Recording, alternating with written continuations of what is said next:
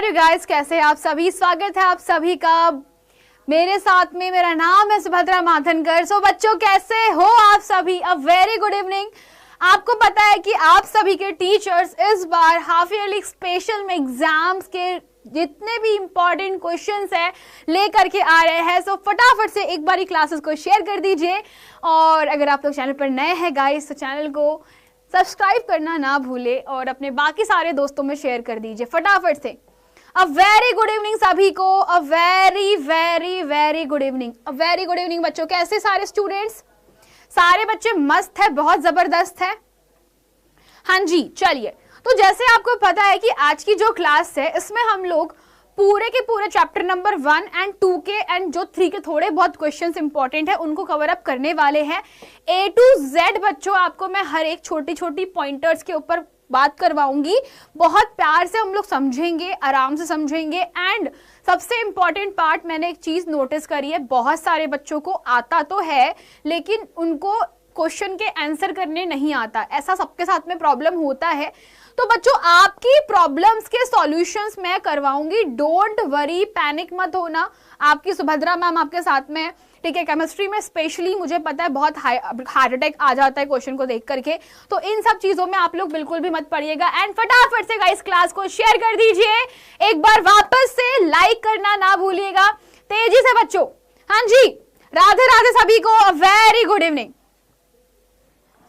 Quickly सभी बच्चे एक बार क्लासेस को शेयर कर दो। क्या सारे बच्चे लोगों ने क्लास शेयर कर दी है? फटाफट से कमेंट सेक्शन में बता दो। क्लास शेयर हो गई? हो गई सबके साथ में? क्वेश्चंस के लिए रेडी है? तो आज होगा टास्क। आज आप लोगों से मैं करवा रही हूं बेटा टास्क। टास्क रहेगा मतलब कि ऐसी बात है, क्वेश्चंस मैं आपसे पूछूंगी। आपके पास में 50 MCQ क्वेश्चन है एंड बाकी जो है वो आपके सारे के सारे थ्योरी क्वेश्चन है, यानी सिद्धांत पर आधारित। शर्त क्या है बता देती हूं आपको। मैं छोटा सा ले रही हूं, ये जो आज क्लास में लूंगी सरप्राइज टेस्ट रहेगा। आप सभी बच्चों को एक छोटा सा टेस्ट देना है 50 क्वेश्चंस का। देखना है कि 50 में से कितने बच्चों के नंबर अच्छे आते हैं, 50 में से कितने अच्छे नंबर लेकर के आते हो, ये सबको देखना है। टेस्ट है बच्चों आप सभी का, तो फटाफट से टेस्ट के बहाने कितना प्रिपरेशन हो रखा है देख लीजिएगा। सारे बच्चे देख लीजिएगा। हाँ जी, सभी बच्चों को क्विकली, सारे बच्चों को राधे राधे, सभी को राधे राधे, प्रणाम। और चलो क्लास को चालू करते हैं बच्चों। बहुत ही शानदार शुरुआत के साथ में देख रही हूं मैं, बहुत ज्यादा आजकल लूज हो चुके हो आप लोग। बच्चों के अंदर जो उत्साह है वो कहाँ गया? आपके एक्साइटमेंट में बच्चों कमी रह रही है, कुछ तो कम है यार। ऐसे काम मत करो। कुछ तो फील हो रहा है मुझे कम कम सा, कुछ तो आपका जो प्यार है डगमगा रहा है, मैं देख रही हूँ थोड़ा सा कम कम होता जा रहा है। ऐसा मत करिए। एक आखिरी बार मैं बोल रही हूँ, वापस फटाफट क्लास को शेयर कर दो। जो बच्चे लोग अभी तक क्लास में नहीं आए उनको बता दो क्लास चालू हो चुकी है। एंड दूसरी चीज, अब जो क्वेश्चंस आपके सामने होंगे बेटा, यही क्वेश्चन आपको एग्जाम में मिलने वाले हैं।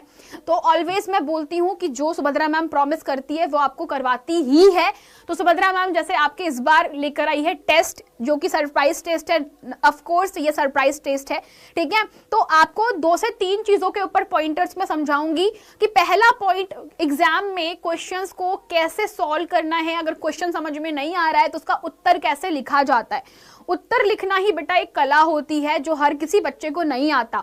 एक सबसे महत्वपूर्ण चीज है, अगर आप ये कला सीख जाते हो तो एग्जामिनर आपको आंख मूंद के नंबर देगा। ये मैं समझा देती हूं, ठीक है।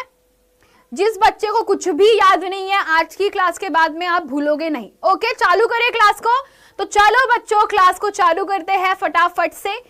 बिफोर दैट, जिन बच्चों को नहीं पता कि डाउटनट लेकर आया है आप सभी बच्चों के लिए एक आखिरी मौका, जिसमें आप रिवीजन कर सकते हो, डिटेल में लेक्चर्स पढ़ सकते हो, वो है आपका अग्नि बैच। जिस बच्चे ने अब तक के अग्नि बैच नहीं बाय किया है बच्चा, आप अग्नि बैच बाय कर लीजिएगा फटाफट से। 18 तारीख से बैच चालू हो रहा है, ठीक है। तो आज करे सो कल क्यों करना वाला कहानी जो है आपके ऊपर भी लागू होता है कि फटाफट से आप लोग बैच ज्वाइन कर लो, क्योंकि ये टोटल पूरा 100% वन शॉट बच्चों। इसमें आपको बता चुके हैं ऑलरेडी 45 डेज में पूरा का पूरा सिलेबस कंप्लीट हो जाएगा। नवंबर के अंदर आपका सिलेबस कंप्लीट हो जाएगा, फिर हम लोग सिर्फ करेंगे questions questions question and questions, और तब आपको पता चलेगा कि यार हमने पढ़ तो बहुत बेहतरीन रखा है, अब मजे आ रहे हैं क्वेश्चन सॉल्व करने में। जिसको कुछ नहीं आता, जिसको अभी तक के जीरो नॉलेज है विज्ञान का, जीरो नॉलेज है गणित का, अब तक किताबें भी अच्छे से खोल नहीं रखी है, त्रैमासिक परीक्षाएं सर पे है, फिर नवंबर दिसंबर में अर्धवार्षिक परीक्षाएं आ जाएगी, तो बच्चों आप ही के लिए ये बैच लाया गया है। बैच के प्राइजेस क्या है बता देती हूँ। आपको सिर्फ ये बैच मिल रहा है 999 रुपए बेटा साल का। आपको एक ही बार पेमेंट करना है और कुछ नहीं करना है, बस आपके पास में इतने से रुपए में पूरा का पूरा बैच मिल जाएगा, ठीक है। वन शॉट लेक्चर्स आपको पूरे मिल रहे हैं एंड बाकी सारे बेनिफिट्स आप जानते हो, आपके टीचर्स, आपके पीडीएफ्स, ठीक है। एज आई टोल्ड यू की मेंटरशिप भी आप लोगों को दी जाएगी, एवरीथिंग सिर्फ 999 रुपए में, ठीक है। तो चलिए, जिन्होंने बाय नहीं कर रखा बेटा 18 तारीख के पहले बाय कर लीजिएगा, क्योंकि 18 के बाद चालू हो जाएगा आप लोगों का सिलेबस, और अगर सिलेबस चालू हो गया एक बार तो मैं गारंटीड बोल सकती हूँ बेटा कि सिलेबस चालू होने के बाद फिर बहुत दिक्कत होगा, ठीक है। तो चलिए चालू करते हैं आज का क्विज। तो तैयार है सारे बच्चे क्विज के लिए? Chemistry special top 50 MCQ questions आपके लिए, एक एक क्वेश्चन बच्चों मैं लेकर करके आई हूं। तो टॉप 50 क्वेश्चंस का लॉजिक समझा देती हूं, क्या करना है क्या नहीं करना है बता देती हूं कि इन 50 प्रश्नों में बच्चा आपके मिक्स क्वेश्चन है, पूरी तरीके से कोई भी प्रश्न कहीं से भी पूछा गया है और बहुत लॉजिकल क्वेश्चन है, थोड़ा सा दिमाग लगाना पड़ेगा। तो अगर आप इन दोनों चीजों के लिए तैयार हो तो फटाफट से हाथ ऊंचा कर दो और फायर इमोजी के साथ में क्लास को करते हैं शुरू। तैयार है सारे बच्चे? तैयार है सारे बच्चे? पीडीएफ बच्चों आपको इस क्लास का टेलीग्राम पे मिल जाएगा, डोंट वरी अबाउट इट, चिंता नहीं करना है किसी को भी। और बच्चों जितने विद्यार्थी क्लास में है, लाइक्स काफी कम है, फटाफट से एक बारी लाइक कर दीजिए। तो चालू करते हैं बच्चों आज की क्लास। सारे बच्चे रेडी है? यस और नो? क्विकली तैयार है? बहुत शानदार, बहुत बढ़िया, बहुत जबरदस्त। तो पहला क्वेश्चन आपके सामने आ रहा है। तो पहले क्वेश्चन में कितने बच्चे सही करते? बेटा अपने आप को, जैसे मैं बोलती हूँ, सेल्फ इवोल्यूशन बहुत जरूरी होता है। अंग्रेजी में शब्द है सेल्फ इवोल्यूशन, इसका हिंदी मतलब होता है कि स्वयं से आपने खुद का कितना परीक्षण कर रखा हुआ है। अगर आपके परीक्षण में आप सफल हो जाते हो तो मैं गारंटीड कह सकती हूँ बच्चा कि आपका पेपर चाहे किसी भी लेवल का हो आप क्रैक कर सकते हो। तो चलो शुरुआत करते हैं पहले प्रश्न के साथ में। पहला क्वेश्चन आपके सामने है जो कि लिखा गया है कि यदि मधुमक्खी आपको काट दे तो आपको क्या करना है। ये क्वेश्चन मैं हर बार पूछती हूँ ताकि आपको पता चले कि बच्चों मधुमक्खी के काटने पर तांबे की अंगूठी नहीं घसना है, आपको क्या करना है। यहां से उत्तर चूज कीजिए फटाफट से कि उस पर चूना लगाओगे, उस पर पानी मिलाओगे, या फिर शहद लगाओगे, या फिर सब लगा दोगे, सबके सब सही है। तो किस विकल्प पे टिक मार्क करोगे फटाफट से बता दीजिए, फटाफट से बता दो कौन सा वाला विकल्प सही है। हमारे बड़े बुजुर्ग कहते थे, हमारे जो बुजुर्ग है वो बोलते थे कि बेटा चूना लगाओ, तांबा मत घसो। क्यों? क्योंकि तांबा जो घसते, बेटा मैं समझाती हूँ चीज, केमिस्ट्री काम करती है, विज्ञान काम करता है। मधुमक्खी के डंक में कौन सा अम्ल पाया जाता है? कमेंट सेक्शन में बताइए। मधुमक्खी के डंक में पाया जाता है फॉर्मिक अम्ल। क्या पाया जाता है? इसके डंक में पाया जाता है फॉर्मिक अम्ल। क्या करता है ये जल्दी बताओ। फॉर्मिक अम्ल का प्रॉपर्टी क्या है? ये हमारे शरीर के अंदर घुसा तो क्या होगा? जलन होगी। भाई है तो अम्ल, अम्ल क्या करता है? थोड़ा सा अम्ल आपको जला सकता है। अरे थोड़ा सा अम्ल आपको जला सकता है ना, तो थोड़ा सा फॉर्मिक अम्ल अगर आपके शरीर पर पड़ गया तो क्या होगा? सूजन आ जाएगी, सूजन आ जाएगी। आप लोगों ने देखा होगा लोगों के मुंह इतने बड़े बड़े जाते, क्यों होते हैं? रीजन ही बहुत सिंपल सा है कि जब भी मधुमक्खी काटेगी तो भाई वहां पर एसिड हमारे शरीर में जा रहा है।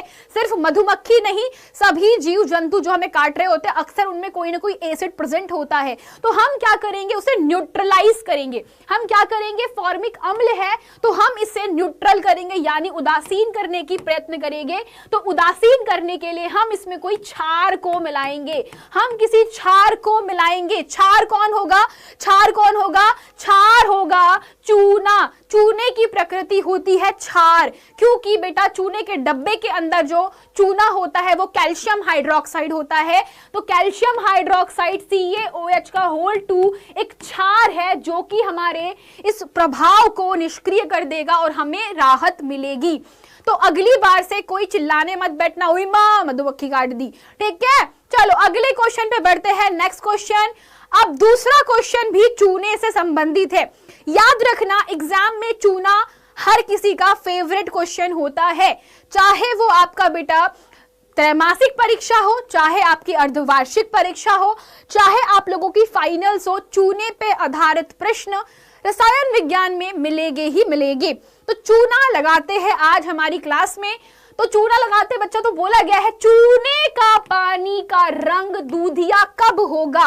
देखते हैं कौन सही जवाब देता है। कितने बच्चों के सही जवाब हो रहे हैं? विकल्प क्रमांक सी पे बोल रहा है कि चूने का पानी का रंग दूधिया। बेटा दूधिया रंग कब होता है? चूना मिलाने पे, पानी मिलाने पे। अरे बच्चों एक चीज समझाती हूं, चूने का पानी का केमिकल फॉर्मूला होता है कैल्शियम हाइड्रोक्साइड। क्या कहते हैं सारे बच्चे बताओ, मेरे बाद में रिपीट करो। इसे कहा जाता है कैल्शियम हाइड्रोक्साइड। इसका रंग कैसा होता है? रंग होता है पारदर्शी। जिनको ये भ्रम है, जिसको ये डाउट है कि चूने का पानी तो मैडम दूधिया ही होता है, बेटा नहीं होता बाय डिफॉल्ट। ये बेसिकली होता तो पानी के जैसा है। चूने का पानी बिल्कुल कलरलेस होता है, कलर नहीं होता इसमें। परंतु सफेद रंग का कारण कौन है? कि उसमें दूध मिला दिया जाएगा, उसमें पानी मिलाया जाएगा, या उसमें मिलाया जाएगा फूक, या उसमें मिलाएंगे तेल। तो बच्चों हो गए तुम कंफ्यूज? सब बच्चों के उत्तर गलत है।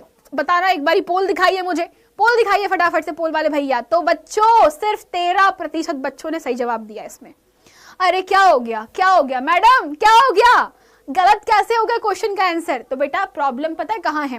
प्रश्न हमेशा आपको घुमा के देगा, है ना। बोर्ड का पेपर है बेटा, मजाक नहीं है। बोर्ड का पेपर है, आपसे जितना लॉजिकल क्वेश्चन पूछ सकता है वो पूछेगा। मुझे बताओ, हम जब फूक मारते हैं, फूक में कौन सी गैस अवेलेबल होती है? हमारी फूक में कौन सी गैस होगी? फटाफट बताओ, हमारे मुंह से कौन सी गैस निकल रही है? जल्दी बताओ। Carbon dioxide gas. बच्चों CO2 गैस होती है हमारे मुंह के अंदर। हम जो बाहर उगलते हैं वो कौन सी गैस है? Carbon dioxide gas. Carbon dioxide gas की प्रॉपर्टी क्या है? इसकी प्रॉपर्टी है, इसका गुण है कि ये जब कैल्शियम हाइड्रोक्साइड के साथ मिलता है, ये जब कैल्शियम हाइड्रोक्साइड के साथ मिलेगा तो ये बनाता है कैल्शियम कार्बोनेट और साथ में बनाता है जल। और बच्चों कैल्शियम कार्बोनेट CaCO3 जो है, यहां जो मैं लिख रही हूं CaCO3, इसका रंग सफेद होता है। इसका रंग कैसा होता है? सफेद होता है। और इसी के कारण हमारा चूने का पानी दूधिया हो जाता है। समझ में आया? कितना लॉजिकल क्वेश्चन था। दिमाग के कलपुर्जे हिल गए कि नहीं हिले? बताओ, दिमाग के कलपुर्जे हिल गए कि नहीं हिले? बताओ। मजा आ गया क्वेश्चन में? मजा आ गया? तो भाई सबके क्वेश्चंस, ऐसे क्वेश्चंस आते, मजा आ गया ना। तो ये है क्वेश्चन का तरीका बेटा, ये पूछा जाता है एग्जाम के अंदर। रिमेंबर, एग्जाम में ऐसे ही प्रश्न ऑलवेज आपसे पूछे जाएंगे, वो आपसे सीधा क्वेश्चन कभी नहीं पूछेगा। मजा आ गया? बहुत बढ़िया। अब बात करते हैं अगले प्रश्न की तरफ। तो विकल्प क्रमांक दूसरा बच्चों सही जवाब है। कौन सा सही है? कि जब हम लोग चूने के पानी में फूंक मारते हैं तो रंग उसका दूधिया हो जाता है, क्योंकि हमारी फूंक में कार्बन डाइऑक्साइड गैस होती है, जिसके कारण चूने के पानी से अभिक्रिया करके ये कैल्शियम कार्बोनेट बना लेती है। कमेंट्स मेरे सामने थोड़े लेट हो रहे, एक बारी वो कर दीजिए। चलो आगे बढ़े, अगले प्रश्न पे बढ़ते हैं बेटा। अगला क्वेश्चन, क्वेश्चन नंबर 3, क्या होगा यदि पादप अपना भोजन खुद बनाने लगेंगे? कि वो रासायनिक अभिक्रिया करके खाना बनाते हैं, वो ऊर्जा प्राप्त करेंगे, वो ग्लूकोज बनाएंगे, ये सब काम करते हैं। मुझे बताओ, जब पादप मतलब कि जो पेड़ पौधे होते हैं, तो आपको पता है ना पेड़ पौधे अपना भोजन स्वयं बनाते हैं। वो क्या करते हैं? कौन सी अभिक्रिया करते हैं? कौन सी अभिक्रिया करते हैं बताइए बच्चों? कौन सी अभिक्रिया करते हैं बेटा? क्लासेस को आप लोग शेयर नहीं कर रहे क्या? क्लासेस शेयर करना भूल गए सारे बच्चे? हाँ जी, विकल्प क्रमांक डी पर टिक मार्क कर रहे हो। डी कौन सा है बेटा? ये सब करेंगे, बिल्कुल सही जवाब। क्योंकि पादप जब अपना भोजन बनाते हैं तो वे प्रकाश संश्लेषण की अभिक्रिया करते हैं। कौन सी? प्रकाश संश्लेषण। इसके बिना क्वेश्चन नहीं होता। प्रकाश संश्लेषण बेटा एक ऐसी अभिक्रिया है जहां पादप अपना भोजन स्वयं निर्माण करते हैं। कहने का मतलब क्या है? इसका तात्पर्य यह होता है कि सूर्य के प्रकाश और क्लोरोफिल की उपस्थिति में हरे पेड़ पौधे कार्बन डाइऑक्साइड और जल के साथ अभिक्रिया करके निर्माण करते हैं ग्लूकोज का और ऑक्सीजन गैस का। और यही अभिक्रिया बच्चों रासायनिक अभिक्रिया होती है। इसमें वे ऊर्जा प्राप्त करते हैं, इसमें वे ग्लूकोज का निर्माण करते हैं, यानी कि उपरोक्त सभी। बहुत बढ़िया, वेरी गुड। अगले प्रश्न पे बढ़ते हैं। अगला क्वेश्चन, ऑक्सीकरण अभिक्रिया में क्या क्या होता है? चलो बताओ। ऑक्सीकरण एक अभिक्रिया है जिसको आप सभी बच्चे बहुत अच्छे से जानते हो। एक ऐसी अभिक्रिया जिसमें कुछ कुछ होता है, तो वो कुछ कुछ क्या होता है? चलो बताओ फटाफट से सारे बच्चे। गाइस क्लास को लाइक करना ना भूला करो। अगर आपको मेरी क्लासेस अच्छी लगती है तो please like, share and subscribe.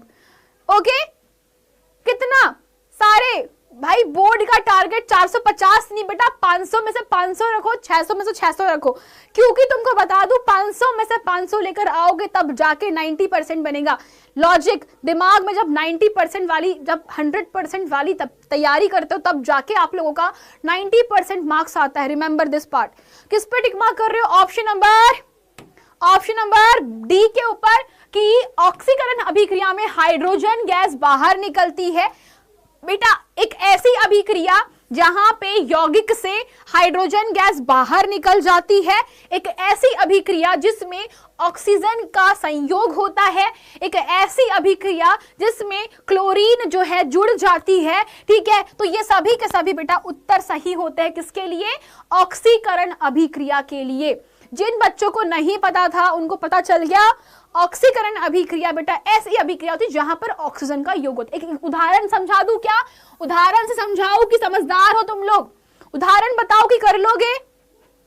याद रखना, अगर नहीं पता बेटा एक सिंपल साधा सा एग्जाम्पल तुम्हारे सामने लिख रही हूं। एग्जाम्पल है आपका कि मान लीजिए कि आपके पास में कार्बन प्लस ऑक्सीजन जुड़े हैं। क्या बना रहे? Carbon dioxide. क्या हुआ? कार्बन में ऑक्सीजन का योग हो गया। क्या हुआ? कार्बन में ऑक्सीजन का योग हो गया। या दूसरा एग्जाम्पल बताती हूं, दूसरा उदाहरण बताती हूं। मान लीजिए जिंक की अभिक्रिया होती है H2SO4 अम्ल के साथ में। क्या होगा? हाइड्रोजन गैस को जिंक बाहर करके खुद क्या बना लेता है? ZnSO4 बनाता है। H2 गैस बाहर निकल जाती है। तो H2 गैस क्या हुई? मुक्त हुई। तो क्या हुआ? हाइड्रोजन निकला क्या? यहां से निकला। ऑक्सीजन जुड़ी थी क्या? पहले वाले में जुड़ी थी। तो इस प्रकार की अभिक्रिया को ऑक्सीकरण कहा जाता है।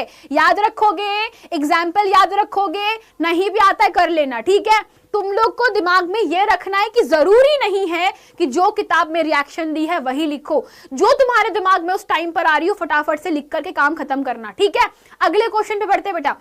अगला क्वेश्चन, इसके बिना एग्जाम पेपर सेफ बेटा बिल्कुल भी सेट नहीं होता। ये वो क्वेश्चन है जिसके बिना एग्जाम में पेपर प्रश्न पत्र बिल्कुल भी सेट नहीं होता। क्या लिखा है? श्वेत श्याम फोटोग्राफी में क्या प्रयोग में लाया जाता है? श्वेत श्याम मतलब ब्लैक एंड व्हाइट फोटोग्राफी। आपको बता दूं पुराने जमाने के लोग नेगेटिव का यूज करते थे। नेगेटिव में एक यौगिक को लेपित कर दिया जाता था और जैसे ही आप कैमरे में फोटो खींचते थे तो प्रकाश रिफ्लेक्ट यानी प्रकाश गया कैमरे से, रिफ्लेक्ट होकर आया यानी कि परावर्तित होकर आया और उस नेगेटिव के ऊपर छप जाती थी इमेजेस। तो उसके लिए बच्चों आप कहते हो कि श्वेत श्याम फोटोग्राफी में किसका प्रयोग किया जाता है? तो AgCl प्लस। वेरी गुड बच्चों, ये तो सबने सही किया। 50% बच्चे लोगों ने सही किया, बहुत बढ़िया। पर वोट कम है, अभी भी बहुत बच्चों ने वोट नहीं कर रखा। बहुत सही, दोनों ही विकल्प आप लोगों के सही है, यानी विकल्प क्रमांक तीसरा। Very good. अपने लिए तालियां कौन बजाएगा? अपने लिए तालियां बजा दो एक बारी। अगला क्वेश्चन, नेक्स्ट क्वेश्चन पे बढ़ते हैं। नेक्स्ट क्वेश्चन फटाफट से अगला क्वेश्चन देखते हैं। अगला क्वेश्चन है सोडियम कार्बोनेट और सोडियम बाइकार्बोनेट का रासायनिक सूत्र बताइए। देखती हूं कितने बच्चों को याद है। बेटा टास्क दे रही हूं, sodium hydrogen carbonate, sodium carbonate. किसको पता है? बाई मतलब काम वाली बाई मत समझ लेना तुम लोग, बहुत होशियार बच्चे हैं मेरे पास में, क्या करेंगे काम वाली बाई समझ लेंगे इसको। काम वाली बाई नहीं है ये, कौन सी वाली बाई है बेटा? ये है बाइकार्बोनेट, NaCO3। बेटा क्या कर रहे हो, क्या कर रहे हो मेरे बच्चों? तुमसे ये उम्मीदें नहीं है मुझे, तुमसे ये। बेटा बहुत बढ़िया, बहुत बढ़िया, बहुत शानदार। बेटा समझना, जिस बच्चों को रासायनिक सूत्र याद नहीं रहते उन बच्चों के लिए ट्रिक बताती हूँ। कितने बच्चों को याद है, कितने बच्चों को याद नहीं है बताओ? जिन बच्चों को याद है बहुत बढ़िया, जिनको याद नहीं है याद रखने की ट्रिक। ट्रिक नंबर 1, ये क्या है? सोडियम। ठीक है, सोडियम क्या होता है? Na। सोडियम क्या होता है बेटा? Na। ठीक है, और कार्बोनेट क्या होता है? CO3 होता है। ठीक है, कार्बोनेट क्या होता है? CO3 होता है।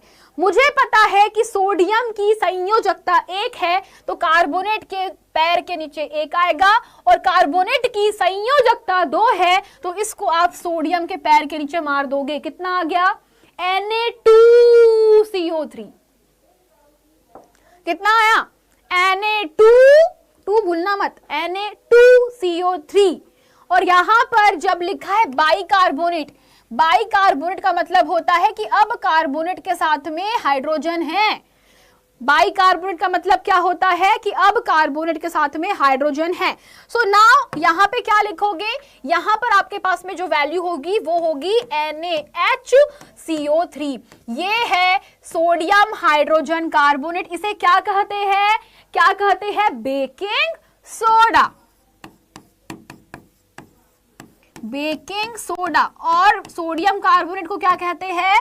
Soda ash. इसे क्या कहते हैं? इसे कहा जाता है सोडा ऐश। ऐश मतलब राख। ठीक है, सारे बच्चे होशियार, बरोबर। टेल मी, यहां तक सबको पता आ गया? बहुत बढ़िया। राइट है क्या? बिल्कुल सही है, बहुत बढ़िया। स्वीट एसिड नहीं बोलते, मीठा सोडा बेटा, इसको बोलते, बेकिंग सोडा को बोलते हैं हम लोग मीठा, मीठा स्वीट सोडा। मीठा सोडा खाया जा सकता है, कड़वा नहीं खा सकते, बस इतना ही बात है। अगला क्वेश्चन, निम्नलिखित में से कौन प्रबल अम्ल नहीं है? चलो बताओ, निम्नलिखित में से कौन सा प्रबल अम्ल नहीं है? और बच्चों क्लासेस को शेयर करना कौन भूल जाते हो? क्या भूल जाते हो बार बार आप लोग?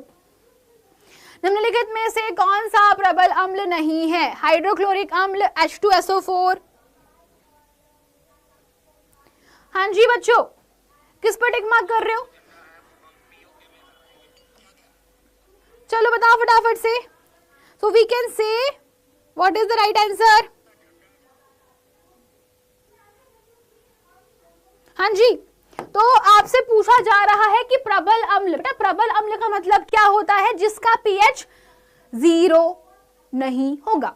तो आप देख सकते हो आपका विकल्प क्रमांक 3, बहुत बढ़िया, एसिटिक अम्ल। नाम क्या है इसका?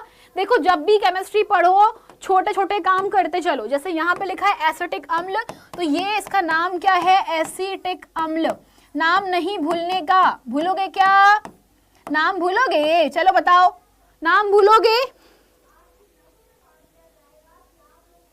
बताओ मुझे, नाम भूलोगे तो नहीं? पक्का सबको याद रहेगा? गुड, बहुत बढ़िया, वेरी गुड वेरी गुड। अब बात करते हैं अगले क्वेश्चन की तरफ। अगला क्वेश्चन आपके पास में क्या होगा कि जब देखो यहाँ पर अब एक चीज आपसे क्वेश्चन में पूछ सकते हैं कि एसिटिक अम्ल दुर्बल अम्ल क्यों है? चलो बताओ, कोई बता पाएगा? जवाब दे सकता है? अगर आपसे क्वेश्चन पूछा जाए एसिटिक अम्ल को दुर्बल अम्ल क्यों कहा जाता है, कोई जवाब दे पाएगा? चलो बताओ मुझे। नहीं दे पाओगे? सबने जवाब दे दिया सारे बच्चे? बेटा देखो वोट्स बहुत कम है। दूसरी चीज आपको ध्यान रखना है, questions are the most important part. जितना क्वेश्चन करोगे उतना बेहतरीन रिजल्ट आएगा। बहुत बढ़िया, चलो हो गया, पोल बंद करिए पोल वाले भैया। जी बताओ मुझे, क्वेश्चन पूछ रही हूं कि एसिटिक अम्ल दुर्बल अम्ल क्यों है? क्यों है ऐसा? बताओ ऐसा क्यों होता है? क्वेश्चन आता है, 2 नंबर का प्रश्न पूछेगा बेटा, ये 2 नंबर का क्वेश्चन पूछेगा आपसे और आपको आना चाहिए। 2 नंबर का क्वेश्चन आता है क्योंकि इनका आयनन जल में कम होता है। बहुत बढ़िया बहुत बढ़िया, इनका जल में आयनन नहीं होता। जल में कम आयनित होते हैं, बस इतना लिख दीजिएगा, जल में कम आयनित होते हैं अर्थात हाइड्रोजन आयन कम मुक्त होंगे, हाइड्रोजन आयन कम होते हैं, बस इतना लिखना है आपको, है ना, इतना ही लिखना है, इससे ज्यादा मत लिखना। 2 नंबर में, 2 नंबर के लिए इतना काफी है। आगे बढ़े, अगले प्रश्न पे बढ़ जाए, अगले प्रश्न पे बढ़े, चलो अगले क्वेश्चन की तरफ बढ़ते हैं। अगला क्वेश्चन क्या है, निम्नलिखित में से कौन सा पदार्थ सूर्य के प्रकाश के प्रभाव से अपघटित हो जाता है। चलिए देखते हैं कौन सही जवाब देगा इसका। निम्नलिखित में से कौन सा पदार्थ सूर्य के प्रभाव से अपघटित हो जाएगा। हाँ जी, कौन होगा, डी नंबर AgBr, पक्का। कितने बच्चे पोल कर दिए अभी तक के, ओनली 258, बाकी बच्चे सो रहे हैं क्या। तो बच्चों देखो, ये रिएक्शन को हम लोग बोलते हैं प्रकाश विद्युत अपघटन। इसे क्या बोलते हैं, प्रकाश, इस अभिक्रिया को कहते हैं प्रकाश विद्युत अपघटन। जिन बच्चों को नहीं पता उनके लिए प्रकाश विद्युत वियोजन, सॉरी प्रकाश अपघटन भी बोलते हैं, प्रकाशीय वियोजन भी बोल सकते हैं उसको आप लोग।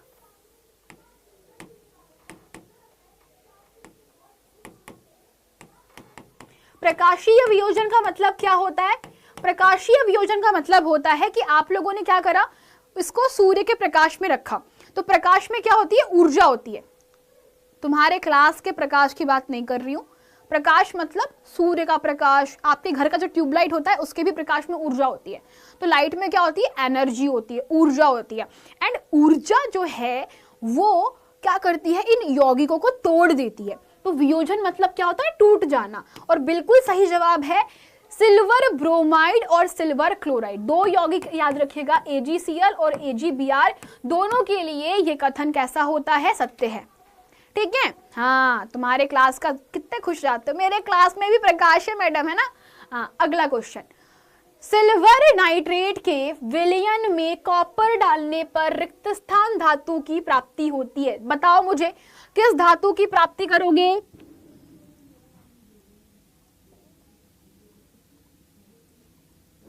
चलिए बताइए फटाफट से गाइस। सिल्वर नाइट्रेट के विलयन में अगर मैं कॉपर धातु डाल देती हूं तो मुझे कौन सी धातु मिलेगी। हम जानते हैं यहां पर क्या होती है, यहां होती है विस्थापन अभिक्रिया। कौन सी अभिक्रिया, विस्थापन अभिक्रिया होगी। ये चीज को याद रखना, विस्थापन अभिक्रिया होने से क्या होगा, जब विस्थापन अभिक्रिया होती है तब हम जानते हैं कि सिल्वर नाइट्रेट यानी AgNO3 के साथ कॉपर रिएक्ट करेगा, रिएक्ट करके CuNO3 का होल 2 बनाएगा, CuNO3 का होल 2 बनाएगा और साथ में सिल्वर धातु को मुक्त कर देगा। बहुत बढ़िया, जिन बच्चों ने सही जवाब दिया है। तो हम कहेंगे हमें कौन सी धातु मिलती है, सिल्वर धातु की प्राप्ति होती है। कौन सी धातु मिलती बच्चों, सिल्वर धातु की प्राप्ति होती है।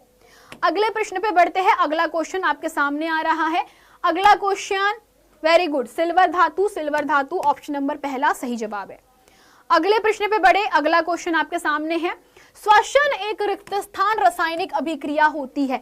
श्वसन एक रिक्त स्थान रासायनिक अभिक्रिया, इसका मतलब क्या है, ऊष्माशोषी, संयोजन, ऊष्माक्षेपी या फिर विस्थापन। किस प्रकार की अभिक्रिया होगी ये जल्दी बताइए मुझे। 23 तारीख से तिमाही परीक्षा चालू हो रहे हैं हम लोगों ने, बहुत जल्दी बेटा, इस हफ्ते आप लोगों के सारे क्वेश्चन हो जाएंगे, चिंता मत करिए बच्चों। इस सप्ताह में जितना भी आपको पढ़ाया जा रहा है वो सभी के सभी क्वेश्चंस आपको एग्जाम में मिलेंगे। और अगर आप लोग बेटा हमसे कनेक्टेड है तो आप अपने क्वेश्चन पेपर भी हमें शेयर कर सकते हो।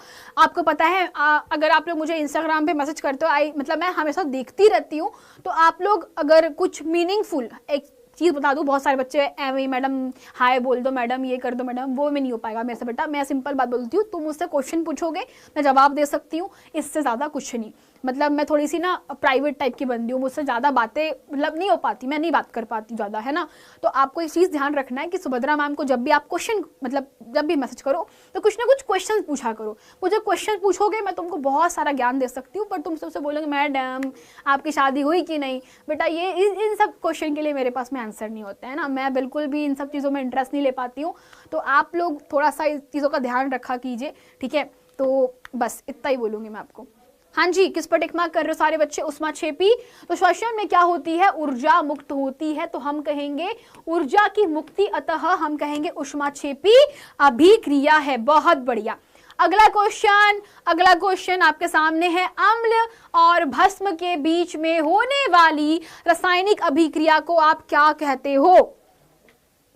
अम्ल और क्षार के मध्य में होने वाली, भस्म का मतलब समझ जाएगा बेटा, जहां भस्म लिखा है वहां पे हम बात कर रहे हैं किसकी? क्षार की।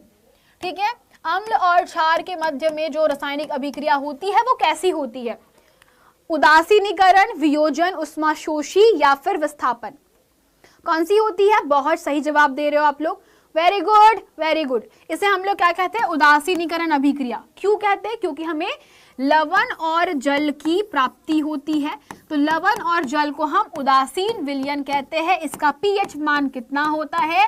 पीएच मान 7 होता है। इसका पीएच मान मैं यहाँ पे बना दूं गुलाबी गुलाबी, 7 होता है। ठीक है, समझ में आया सारे बच्चों को? Very good. पीएच मान कितना होता है? 7 होता है। अगला क्वेश्चन, ये निम्नलिखित अभिक्रिया को कंप्लीट कीजिए, कंप्लीट द रिएक्शन। निम्नलिखित अभिक्रिया को पूर्ण करो। इस अभिक्रिया को पूर्ण कीजिए।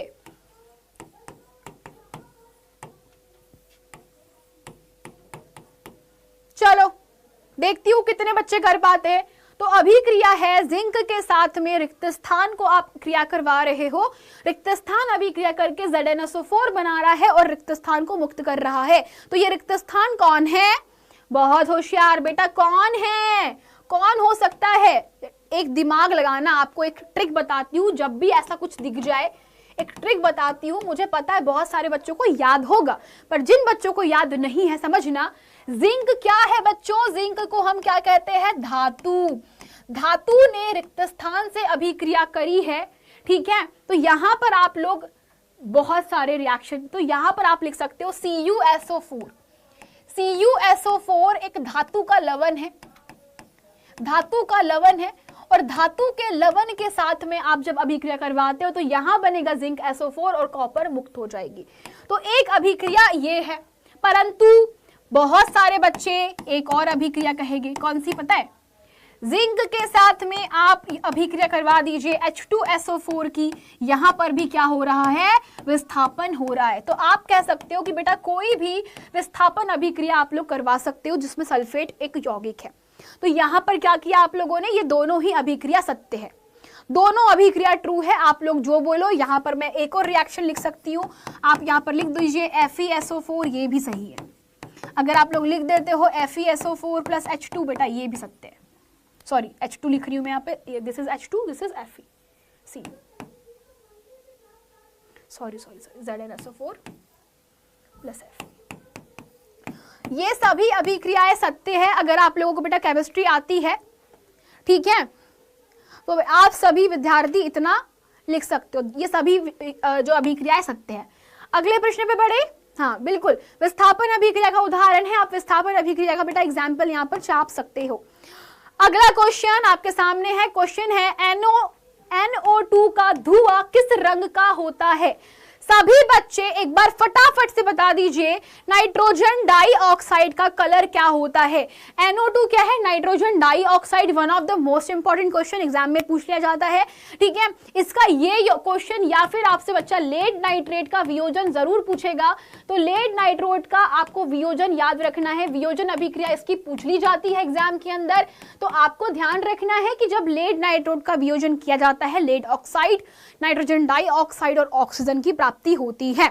किस पर टिक मार्क करोगे आप लोग? काला, काला, भूरा, हरा, लाल। तो ये कैसा होता है? भूरा। तो ब्राउन रंग दी है ना, तो ब्राउन कलर ये सही जवाब है। बहुत बढ़िया बहुत बढ़िया। बढ़ते हैं अगले क्वेश्चन की तरफ। अब तक के आपके हो चुके हैं 13 क्वेश्चन। 2 क्वेश्चन के बाद आपसे पूछूंगी आपका स्कोर क्या है।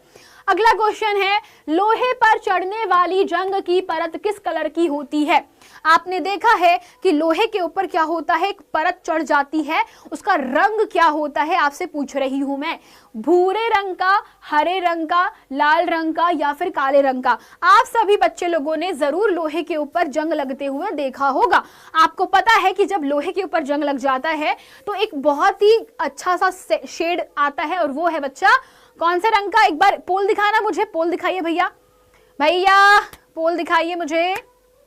हाँ जी, तो बेटा बहुत सारे बच्चे ना ए पे टिक कर रहे हैं, बाकी बच्चे लाल पे टिक कर रहे हैं, ठीक है, गलती हो सकती है। और जो बच्चे हरे रंग पे टिक कर रहे हैं, हाथ कहाँ से आते हो तुम लोग? क्वेश्चन तो पढ़ लो यार। तुमने एक जंग नहीं देखी? अरे अपने घर में जो लोहा होता है उस पर जंग लग रही होती है, तो जंग कैसे रंग की होती है? रंग ही तो पूछा है मैंने। तो रंग की बात की जाए तो यार बेटा रंग कैसा होता है? ब्राउन कलर का होता है, भूरा रंग होता है, लाल तो एकदम लाल।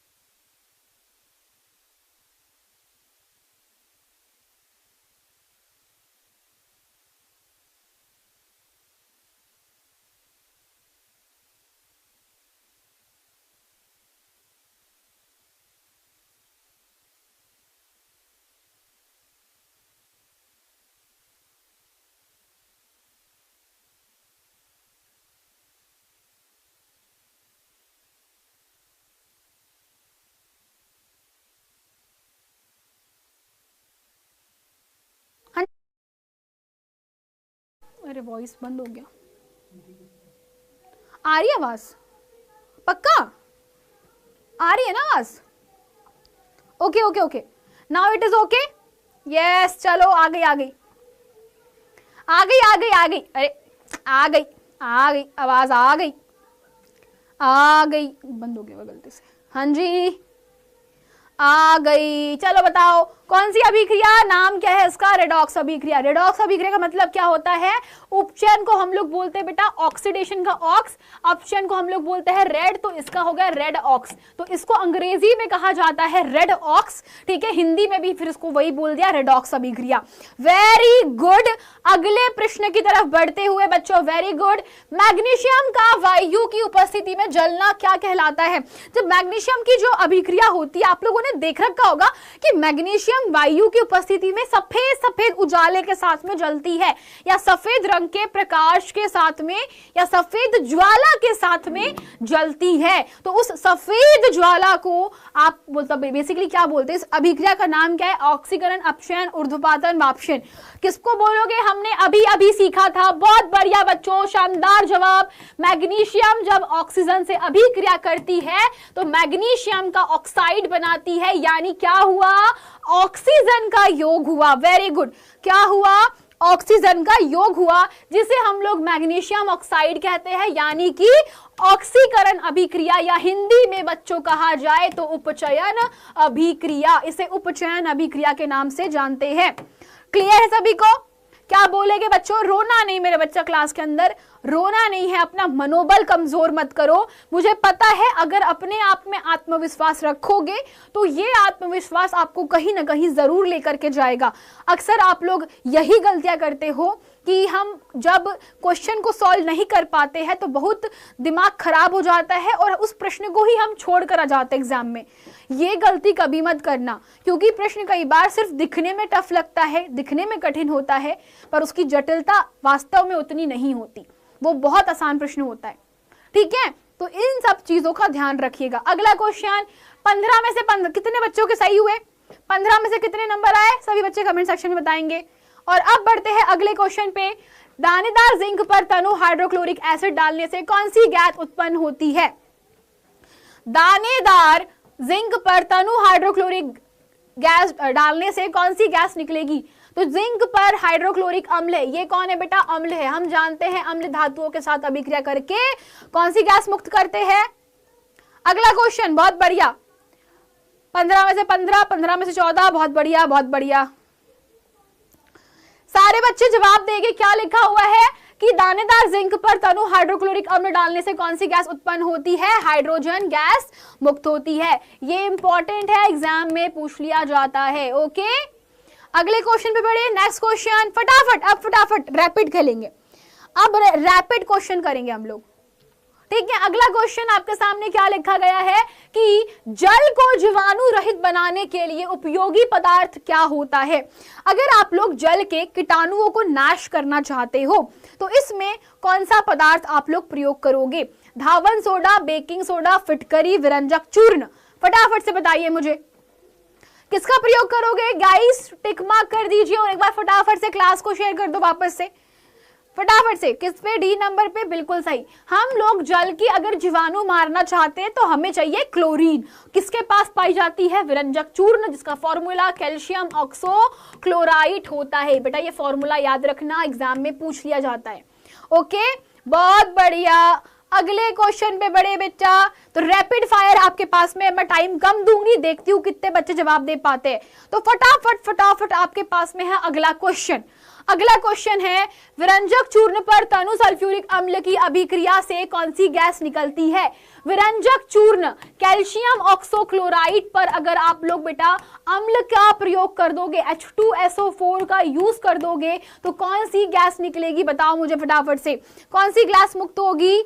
आप सभी जानते हो आपके पास में देखो दो चीजें आप लोग लिख रहे हो, हाइड्रोजन या क्लोरीन, कंफर्म करना मुझे। मैं देखती हूँ बेटा आप लोग सभी बच्चों के पास में ये छोटा सा काम करना, मैंने एक बार ही आपको काम दिया था।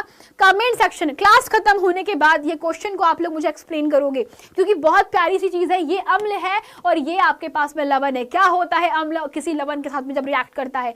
तो comment section is always for you. अगला क्वेश्चन आपके सामने रहेगा, नेक्स्ट क्वेश्चन, धावन सोडा का केमिकल फॉर्मूला क्या होता है? धावन सोडा का केमिकल फॉर्मूला बताएंगे मुझे, क्या लिखा जाता है? धावन सोडा उर्फ धोने वाला सोडा, वॉशिंग सोडा। तो सोडा कौन सा सोडा, जल्दी बताओ मुझे? Na2CO3 10H2O, sodium hydrogen carbonate, sodium chloride, ammonium chloride. किसको सही मार्क करोगे? किसको सही मार्क करोगे? देखो एक ही चीज ध्यान रखना है, धोने वाले सोडे के अंदर जल के कितने अणु, धोने वाले सोडे में जल के कितने अणु? 10 अणु पाए जाते हैं। ये चीज को याद रखोगे, आपका आंसर कभी रॉन्ग नहीं होगा। तो वेरी गुड, जिन बच्चे लोगों ने ऑप्शन नंबर ए पे टिक मार्क किया है, वेल डन गाइस। अगले क्वेश्चन पे बढ़ते हैं। अगला क्वेश्चन, प्रबल अम्ल और दुर्बल क्षारकों के द्वारा निर्मित लवणों का लिटमस के प्रति व्यवहार कैसा होता है? चलो बताओ, अगर आपके पास में मान लीजिए किसी प्रबल अम्ल को दुर्बल क्षार से मिलाया जाता है, मान लीजिए प्रबल अम्ल है आपके पास में, प्रबल अम्ल के साथ में कोई दुर्बल क्षार आप लोग प्रयोग में ला रहे हो, तो इनसे मिलने वाला लवण किस प्रकृति का होता है? इससे मिलने वाला अम्लीय होगा। Very good, well done. तो इसकी प्रकृति कैसी होती है? इसकी प्रकृति होती है अम्लीय। इसकी प्रकृति कैसी होगी? अम्लीय होगी, क्योंकि अम्ल के गुण ज्यादा रहेंगे इसमें, अम्ल के गुण ज्यादा रहेंगे, क्षार के कम रहेंगे। वेरी गुड, तो हम कहेंगे ऑप्शन नंबर पहला इज द राइट आंसर, पहला ऑप्शन सही है। अगला क्वेश्चन आपके सामने क्या लिखा गया है? नेक्स्ट क्वेश्चन है, खाने के सोडे का रासायनिक सूत्र क्या होता है? खाने के सोडे का केमिकल फॉर्मूला आपसे एग्जाम में पूछा जा सकता है। ऑलवेज रिमेंबर, खाने का सोडा, धोने का सोडा, है ना, एग्जाम में खाने का सोडा, धोने का सोडा, धावन सोडा जिसको आप लोग बोलते हो, एक और सोडा आपसे एग्जाम में पूछेगा, और जिसमें एक होता है बेटा आपके पास में POP, प्लास्टर ऑफ पेरिस, एक होता है आपका विरंजक चूर्ण। ठीक है, ये क्वेश्चंस एग्जाम में बनाते हैं बहुत सारे, इनसे रिलेटेड क्वेश्चन एग्जाम में ऑलवेज आपसे पूछे जाएंगे। एक और दूसरा रिएक्शन जिसको आप लोग बोलते हो क्लोरक्षार अभिक्रिया, ये आखिरी की सभी रिएक्शन इंपॉर्टेंट है एग्जाम के लिए, बहुत इंपॉर्टेंट है, बहुत ज्यादा वेटेज, पूरे चैप्टर का एक इंपॉर्टेंट पार्ट है ये हिस्सा, पूरे चैप्टर का सबसे इंपॉर्टेंट पार्ट है ये हिस्सा। जिसको नहीं आता बेटा उस पर थोड़ा काम कर लेना, ठीक है। अगला क्वेश्चन, तो खाने के सोडे का केमिकल फॉर्मूला आप लोग जानते हो, वो होगा सोडियम हाइड्रोजन कार्बोनेट, विकल्प क्रमांक दूसरा। अगले क्वेश्चन पे बढ़ते हैं बच्चा। अगला क्वेश्चन आपके सामने क्या लिखा गया है? नेक्स्ट क्वेश्चन है, सोडियम हाइड्रोजन कार्बोनेट को जब अम्ल, एसिटिक अम्ल के साथ में मिलाया जाएगा तो एक गैस निकलेगी। इस गैस के संबंध में कौन सा कथन सत्य है?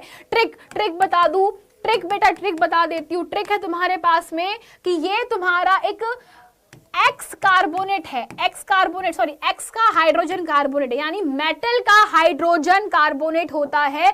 तो मान लीजिए अगर मेरे पास में कोई धातु का क्या होता है, बाई कार्बोनेट है, तो धातु के बाई कार्बोनेट की अम्ल से रिएक्शन कैसी होगी?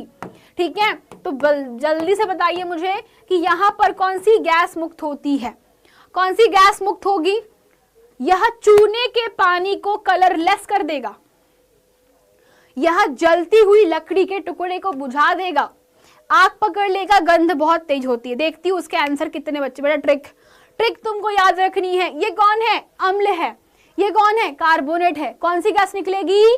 गैस का नाम बताओ पहले मुझे, गैस का नाम बताओ। बहुत बढ़िया, कौन सी गैस निकल रही है यहां से बाहर?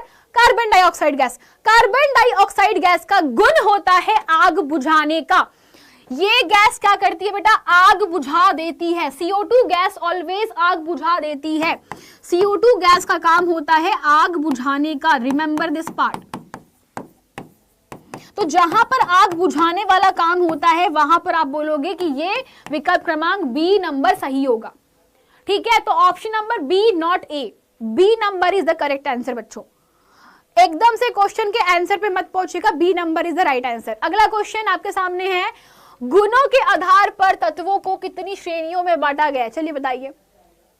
3। ये क्वेश्चन खैर आपके धातु चैप्टर से है, तो मैं अभी इसके बारे में डिस्कशन नहीं करूंगी।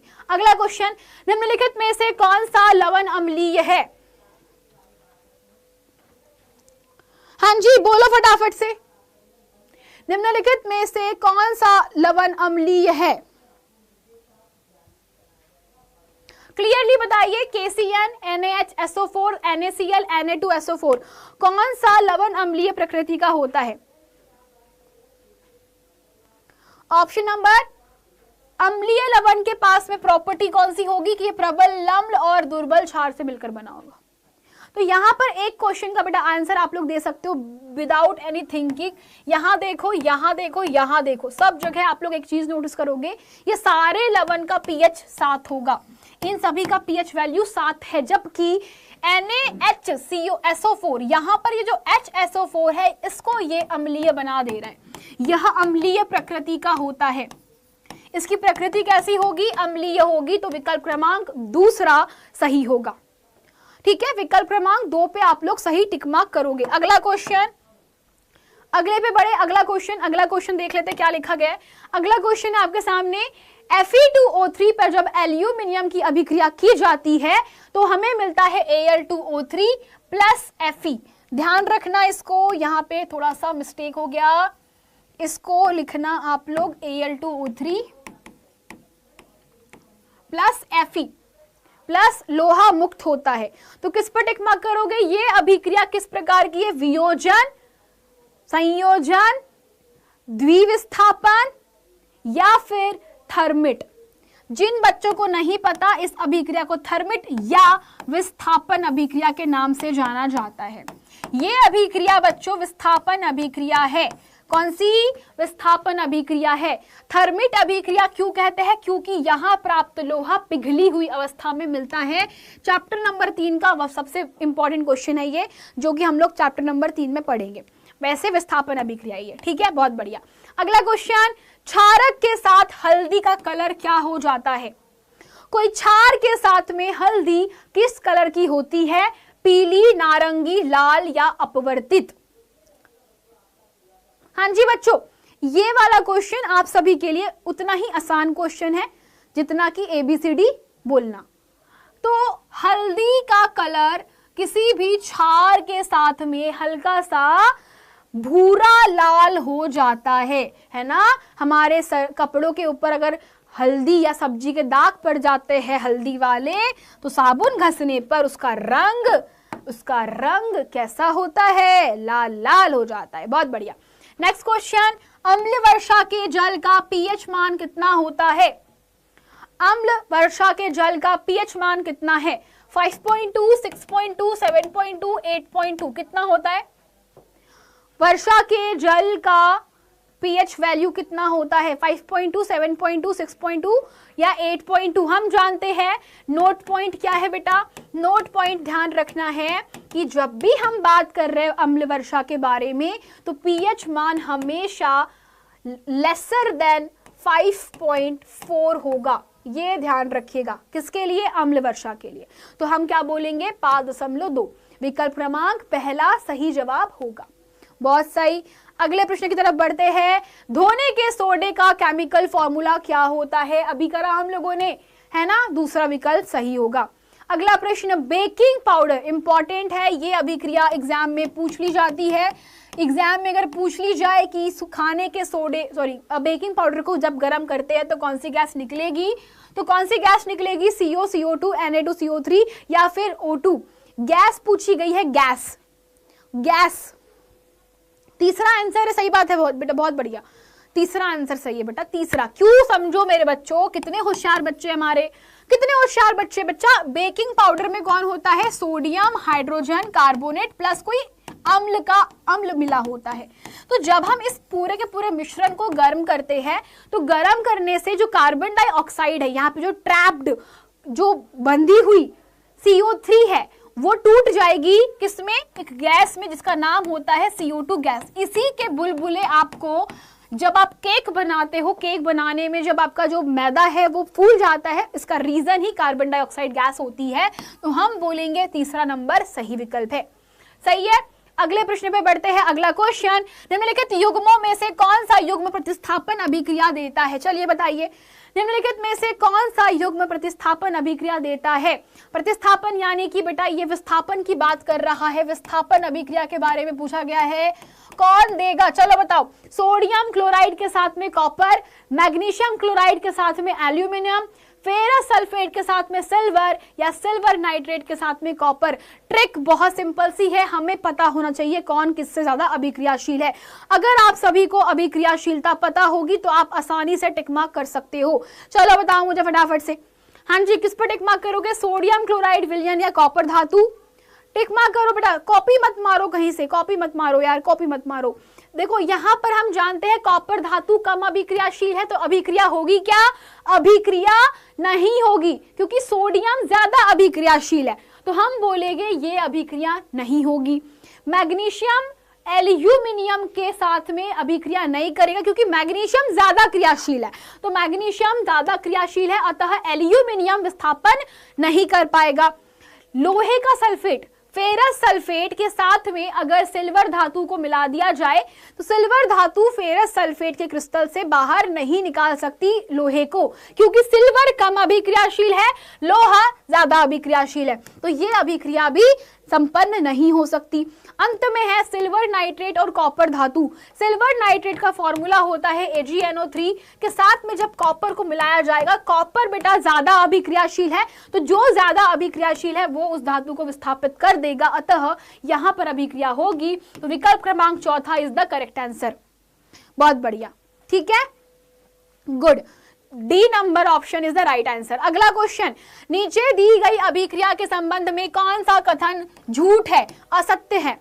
लेड ऑक्साइड के साथ कार्बन को रिएक्शन करवाया गया है, हमें मिलता है lead plus carbon dioxide gas.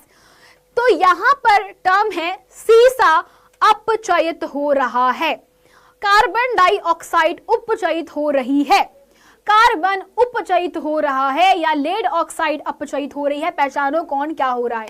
याद रखना ऐसे क्वेश्चन आएंगे एग्जाम में, very very very IMP type questions. बताइए। हाँ जी, अचानक से सब रुक गया, थम गया, ऐसा क्यों लग रहा है मुझे?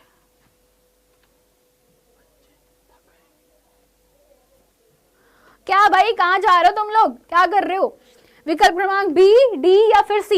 सो गाइस एक चीज को पॉइंट आउट कर देती हूं आप लोगों को कि लेड ऑक्साइड प्लस कार्बन जब रिएक्शन करेगा, मैंने आपको एक नहीं 1000 बार बता रखा हुआ है कि लेड ऑक्साइड के साथ में जब कार्बन अभिक्रिया करता है, रूल नंबर 1, कार्बन ऑक्सीजन के साथ में उड़ जाएगा। क्या बनेगा? कार्बन मोनोऑक्साइड या कार्बन डाइऑक्साइड बना रहा है, प्लस लेड मुक्त हुआ। तो यहां पर अभी कारकों पे ध्यान देना है। अभिकारक ही उपचयित होंगे, अपचयित होंगे। रूल नंबर 1, अभिकारक ही उपचयित या अपचयित होंगे। तो हमारे पास में अभिकारक कौन है? Lead oxide. तो लेड ऑक्साइड से क्या हो रहा है? लेड ऑक्साइड से ऑक्सीजन बाहर निकल रही है। ये क्या हो रही है? निकल रही है। जबकि कार्बन में क्या हो रहा है? ऑक्सीजन का योग हो रहा है। तो जहां पे ऑक्सीजन का जिसमें योग हो रहा है उसका उपचयन या ऑक्सीकरण हुआ है ना। जिसमें क्या होगा? योग होगा, उसका उपचयन हुआ है। जिससे कार्बन डाइऑक्साइड, जिससे ऑक्सीजन निकल गई है, उसका क्या होगा? अपचयन होगा। तो जहां पे ये दो टिक जाए, टिक मार्क कर दो, आंख मूंद के जय माता दी कर देना। तो आंख मूंद के जय माता दी, यानी कि कार्बन उपचयित हो गया। देखो मैंने कहा था कार्बन का उपचयन हुआ है। विकल्प क्रमांक सी, लेड ऑक्साइड अपचयित हो रहा है, यानी कि हम लोग कहेंगे विकल्प क्रमांक डी। दोनों ऊपर वाले रॉन्ग है, तो अतः हम कहेंगे सी और डी हमारा सही जवाब होगा। ठीक है, क्लियर है सबको? तो यहां पर जवाब में ए और सी लिखा हुआ है। ना ना ना ना ना, उल्टा पुल्टा लिखा हुआ है। यहाँ पे विकल्प में बेटा एक काम करना, आप लोग यहाँ पर लिख दीजिए C and D are the right answer. ठीक है, तो विकल्प क्रमांक सी पर टिक मार्क कर देना। क्लियर सबको? Okay, next question. एक विलियन का पीएच वैल्यू 3 है, तो विलियन कैसा होगा? जिन बच्चे लोगों ने अग्नि बैच ले लिया, बेटा जमकर पढ़ाई करो, मजेदार पढ़ाई करो, धमाकेदार पढ़ाई करो। क्योंकि बता दूं मैं, जितने पेड क्लासेस के बच्चे बेटा आप लोग वहां पर बहुत अच्छे से फोकस कर सकते हो। एंड रिमेंबर द पार्ट कि आप सभी बच्चों के लिए ये कहीं ना कहीं एक लाइफ में एडिशंस होने वाले हैं, क्योंकि वहां सिर्फ आपको पढ़ाया नहीं जा रहा, वहां पर आपको आपकी जिंदगी भी सिखाई जा रही है। तो रिमेंबर दिस पार्ट, है ना। आगे बढ़ते हैं। तो बेटा विलियन का पीएच मान 3 है। विलियन कैसा होगा? विलियन होता है अम्लीय। विलियन कैसा होगा? पीएच मान 7 से कम है, अतः अम्लीय होगा। अगला प्रश्न, शुद्ध जल का पीएच मूल्य कितना होता है? शुद्ध पानी का पीएच मान कितना होता है? जल्दी से बैच को ज्वाइन करने के लिए 0124715825 पे आप कॉल कर सकते हो। पर याद रखिएगा दोपहर में कॉल कीजिएगा बच्चा। दोपहर के समय सभी लाइनें आपको मिल जाएगी, अदरवाइज नहीं मिल सकती। या इसके अलावा आप सीधे डाउटनट ऐप से डाउनलोड कर सकते हो। आप सभी बच्चे डाउटनट ऐप से डायरेक्टली खरीद सकते हो। ऐप इंस्टॉल कीजिए, नंबर को रजिस्टर करवाइए, ओटीपी आएगा, ओटीपी वेरीफाई करके अपना एंट्री डालिए, अपना नाम, स्कूल, जगह जहां से हो, आप जिस बोर्ड से पढ़ रहे हो, सब कुछ डालने के बाद आपको आपका बैच वहां दिखेगा, उसको खरीद लीजिए बस। ठीक है, इतना करना है। तो फोन पे, गूगल पे, कार्ड का यूज कर सकते हो आप लोग। अगला क्वेश्चन आपके सामने बच्चों, लेड नाइट्रेट का केमिकल फॉर्मूला क्या होता है? लेड नाइट्रेट का रासायनिक सूत्र क्या है? चलो बताओ फटाफट से। तो लेड नाइट्रेट के रासायनिक सूत्र की अगर मैं आपसे क्वेश्चन पूछ रही हूं, जल्दी बताइए। लेड नाइट्रेट PbNO3, PbNO3 का होल 2, PbNO2 का होल 2, PbO। तो लेड नाइट्रेट क्या होता है? PbNO3 का होल 2। Very good. विकल्प क्रमांक दूसरा, विकल्प क्रमांक दूसरा। अगला क्वेश्चन, अधिकतर धातुओं के ऑक्साइड कैसे होते हैं? चलो बताओ। अधिकांश धातुओं के जो ऑक्साइड्स है उनकी क्वालिटी कैसी होती है? अम्लीय, उदासीन, क्षारकीय, इनमें से कोई नहीं। तो जो धातुएं होती है, तो धातु अगर ऑक्सीजन से अभिक्रिया करके ऑक्साइड बना ले, उदाहरण के लिए मैग्नीशियम ऑक्साइड, उदाहरण के लिए एल्यूमिनियम का ऑक्साइड, उदाहरण के लिए Na2O। ठीक है, तो बेटा ये सभी की सभी धातु के जो ऑक्साइड्स है ETC, ये कैसे होते हैं? पानी में घोलने पर क्षार बनाते। ये क्या बनाते हैं? क्षार का निर्माण करते हैं। अतः इसे हम क्या बोलेंगे? क्षारकीय धातुएं कहते हैं। इन्हें हम क्या कहेंगे? क्षार धातुएं कहेंगे। बहुत बढ़िया, क्षारकीय ऑक्साइड होते हैं। अगला क्वेश्चन, किस रासायनिक यौगिक को आप जब गर्म करते हो तो प्लास्टर ऑफ पेरिस की प्राप्ति होती है? चलिए बताइए मुझे, किस यौगिक को गर्म करने से प्लास्टर ऑफ पेरिस की प्राप्ति होती है? क्विकली किस पर टिक मार्क करोगे सारे बच्चे? किस पर टिक मार्क करोगे? तो रासायनिक यौगिक जिसको गर्म करने पर हमें पीओपी की प्राप्ति होती है, उसका बेटा रूल सिंपल सा है, विरंजक, चूर्ण, जिप्सम, चूना पत्थर या कच्चा चूना। तो आप लोग कह सकते हो कि प्लास्टर ऑफ पेरिस को जब आप प्राप्त करोगे तो वो प्राप्त होता है कैल्शियम सल्फेट .2H2O को जब आप 100 डिग्री सेल्सियस पे गर्म करते हो तो आपको मिलता है CaSO4.12 जल का पानी, जल का अणु, और 3/2 जल का पानी मुक्त हो जाता है। तो ये हमारे पास में अभिक्रिया होती है। जिनको नहीं आती बच्चों ये अभिक्रिया मैंने बहुत अच्छे से एक्सप्लेन कर दी है आप लोगों को। तो ये कह सकते हो बच्चों आपके पास में जिप्सम, जिप्सम नाम का यौगिक होता है जिसे हम लोग लिखते हैं CaSO4 तो ये बच्चा जिप्सम है। जिप्सम को जब आप लोग गर्म करते हो तो आपको क्या मिलता है, प्लास्टर ऑफ पेरिस की प्राप्ति होती है। अगला क्वेश्चन, साग सब्जियों का अब विघटित होकर के कंपोस्ट बनाना किस अभिक्रिया का एग्जाम्पल है? साग सब्जियों का विघटित होकर के कंपोस्ट का निर्माण करवाना कौन सी रिएक्शन होती है? बताइए, साग सब्जियों का अपघटित होकर के कंपोस्ट का बनाना कौन सी रिएक्शन का पार्ट है? उष्माशोषी, छेपी, उभयगामी प्रतिस्थापन।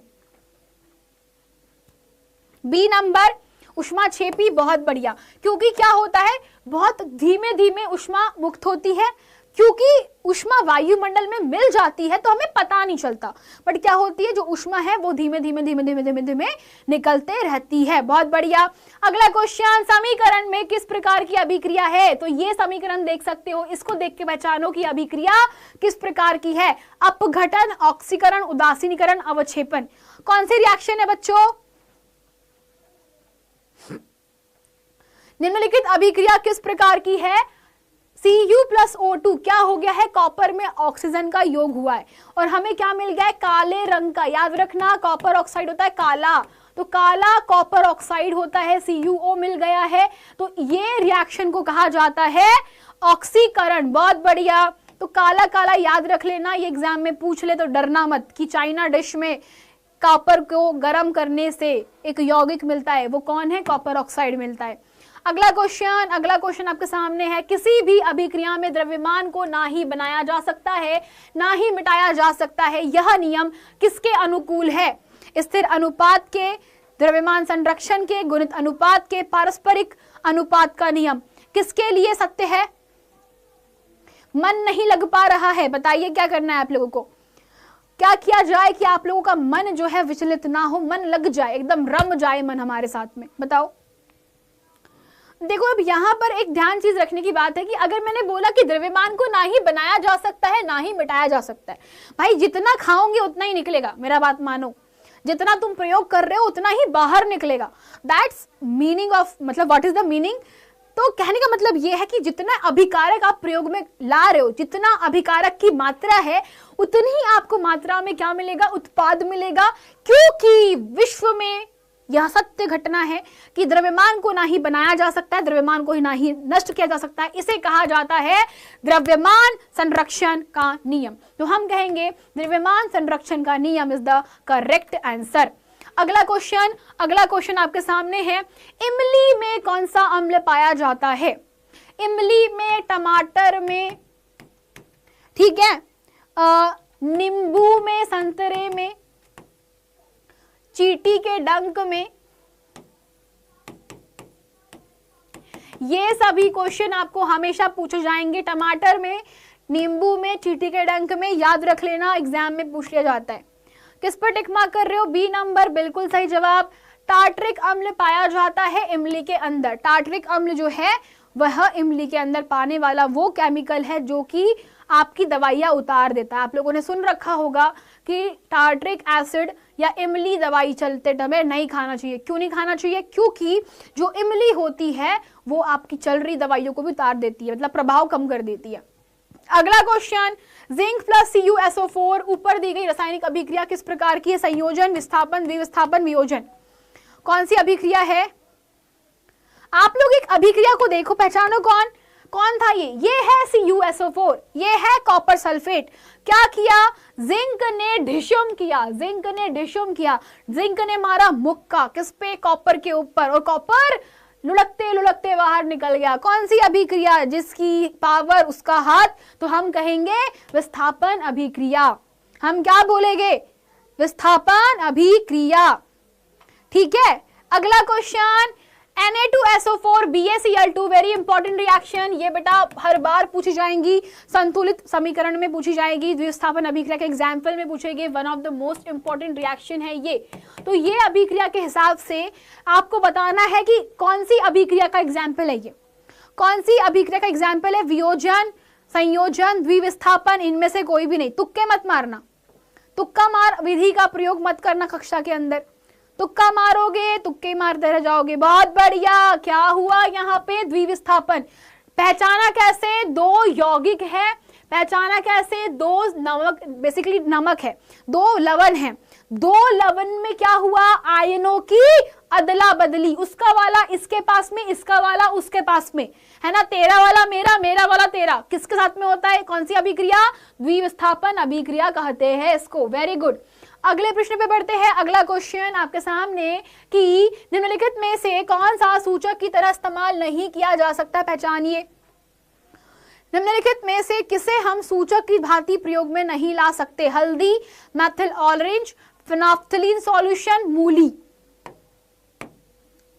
बताइए, किसे हम लोग बिल्कुल भी सूचक की भांति प्रयोग में नहीं ला सकते? हल्दी, मेथिल ऑरेंज, फिनोल्फ्थलीन, मूली। बिल्कुल सही भाई। मूली खा के सिर्फ मुंह से बास मार सकते हो, कुछ नहीं हो सकता, है ना। मूली खाने से बस मुंह से बास आती है और कुछ नहीं होता। बट हल्दी जो है अम्लों के साथ, याद रखना, अम्ल और क्षारकों के साथ में हल्दी का रंग होता है पीला। ठीक है, क्षार के साथ में कैसा होता है? लाल भूरा। दूसरा है मेथिल ऑरेंज। मेथिल ऑरेंज अम्ल के साथ में कैसा रंग देता है और क्षार के साथ में कैसा रंग देता है? मेथिल ऑरेंज अम्ल के साथ में लाल गुलाबी, तो गहरा गुलाबी भी बोल सकते हो, या क्षार के साथ में होता है पीला रंग। याद रखना बच्चा, एग्जाम में पूछ लेते हैं। फिनोल्फ्थलीन अगर अम्ल में डाले तो क्या रंग बदलेगा? रंग नहीं बदलता, रंग अपरिवर्तित रहता है। और क्षार में डालने से ये क्या हो जाता है? गुलाबी हो जाता है। क्या होता है? गुलाबी हो जाता है। ठीक है, याद रखोगे कि नहीं रखोगे? गुलाबी हो जाता है। क्लियर सबको? भूलोगे क्या? नहीं भूलोगे पक्का?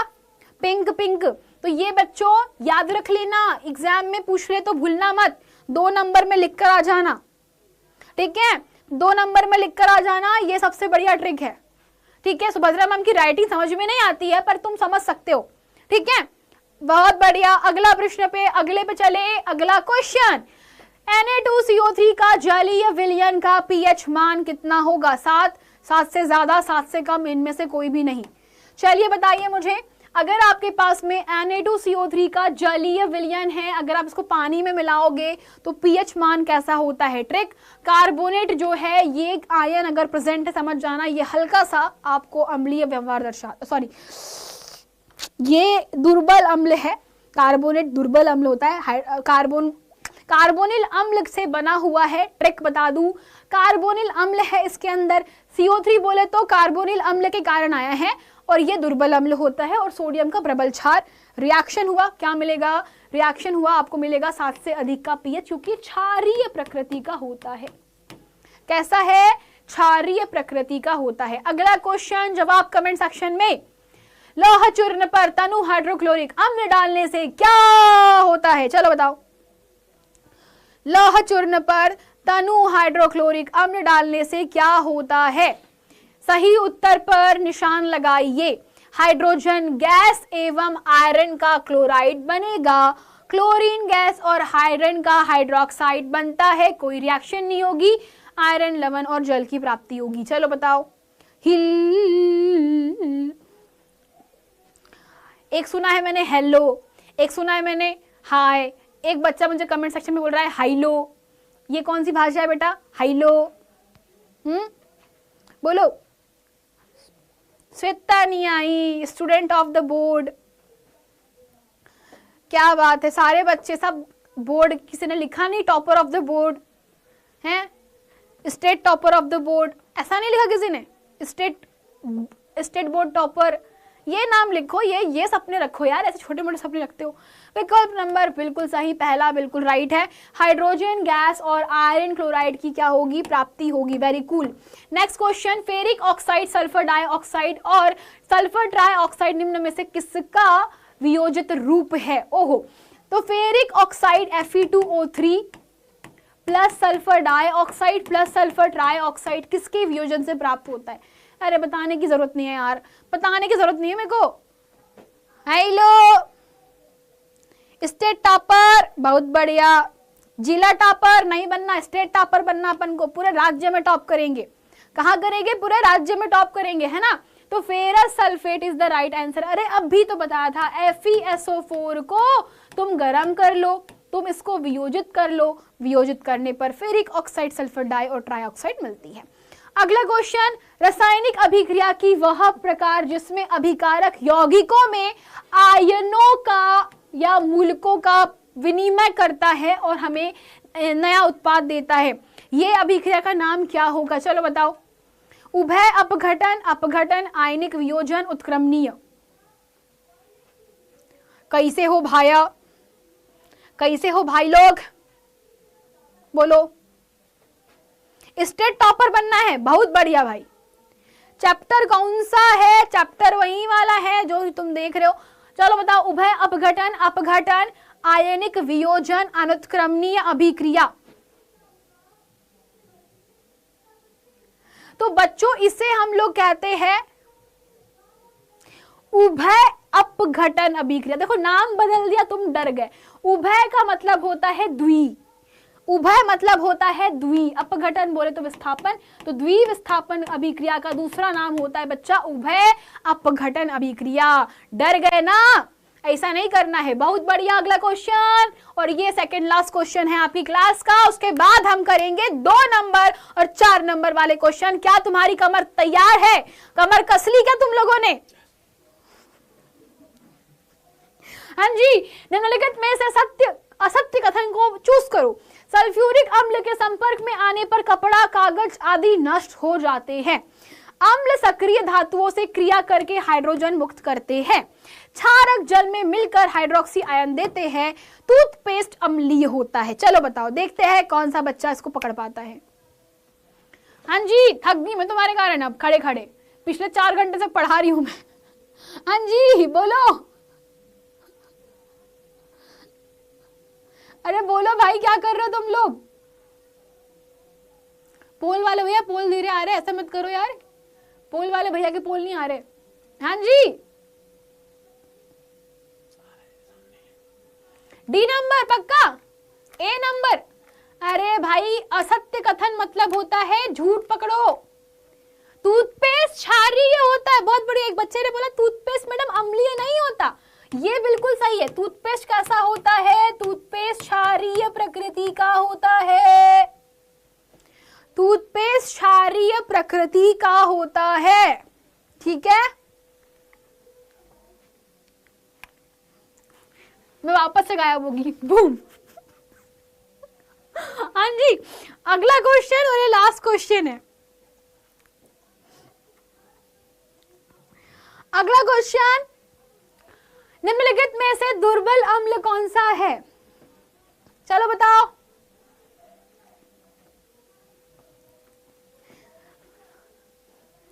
पोल वाले भैया आप पोल नहीं दे रहे हो एक बच्चे को, ऐसे मत करो यार।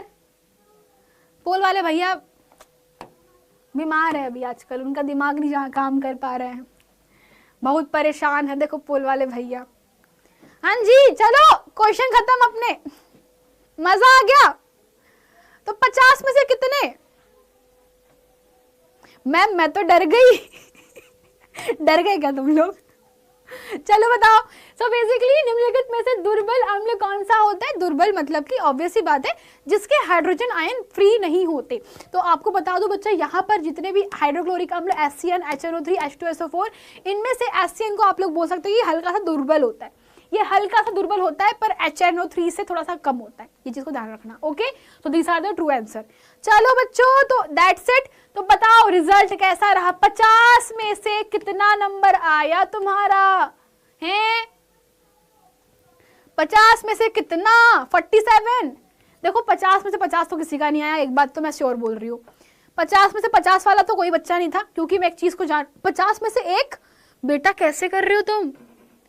बेटा मेरी क्लास में डेली आया करो यार, ऐसे मत करो। 50 में से 50 चाहिए मुझे।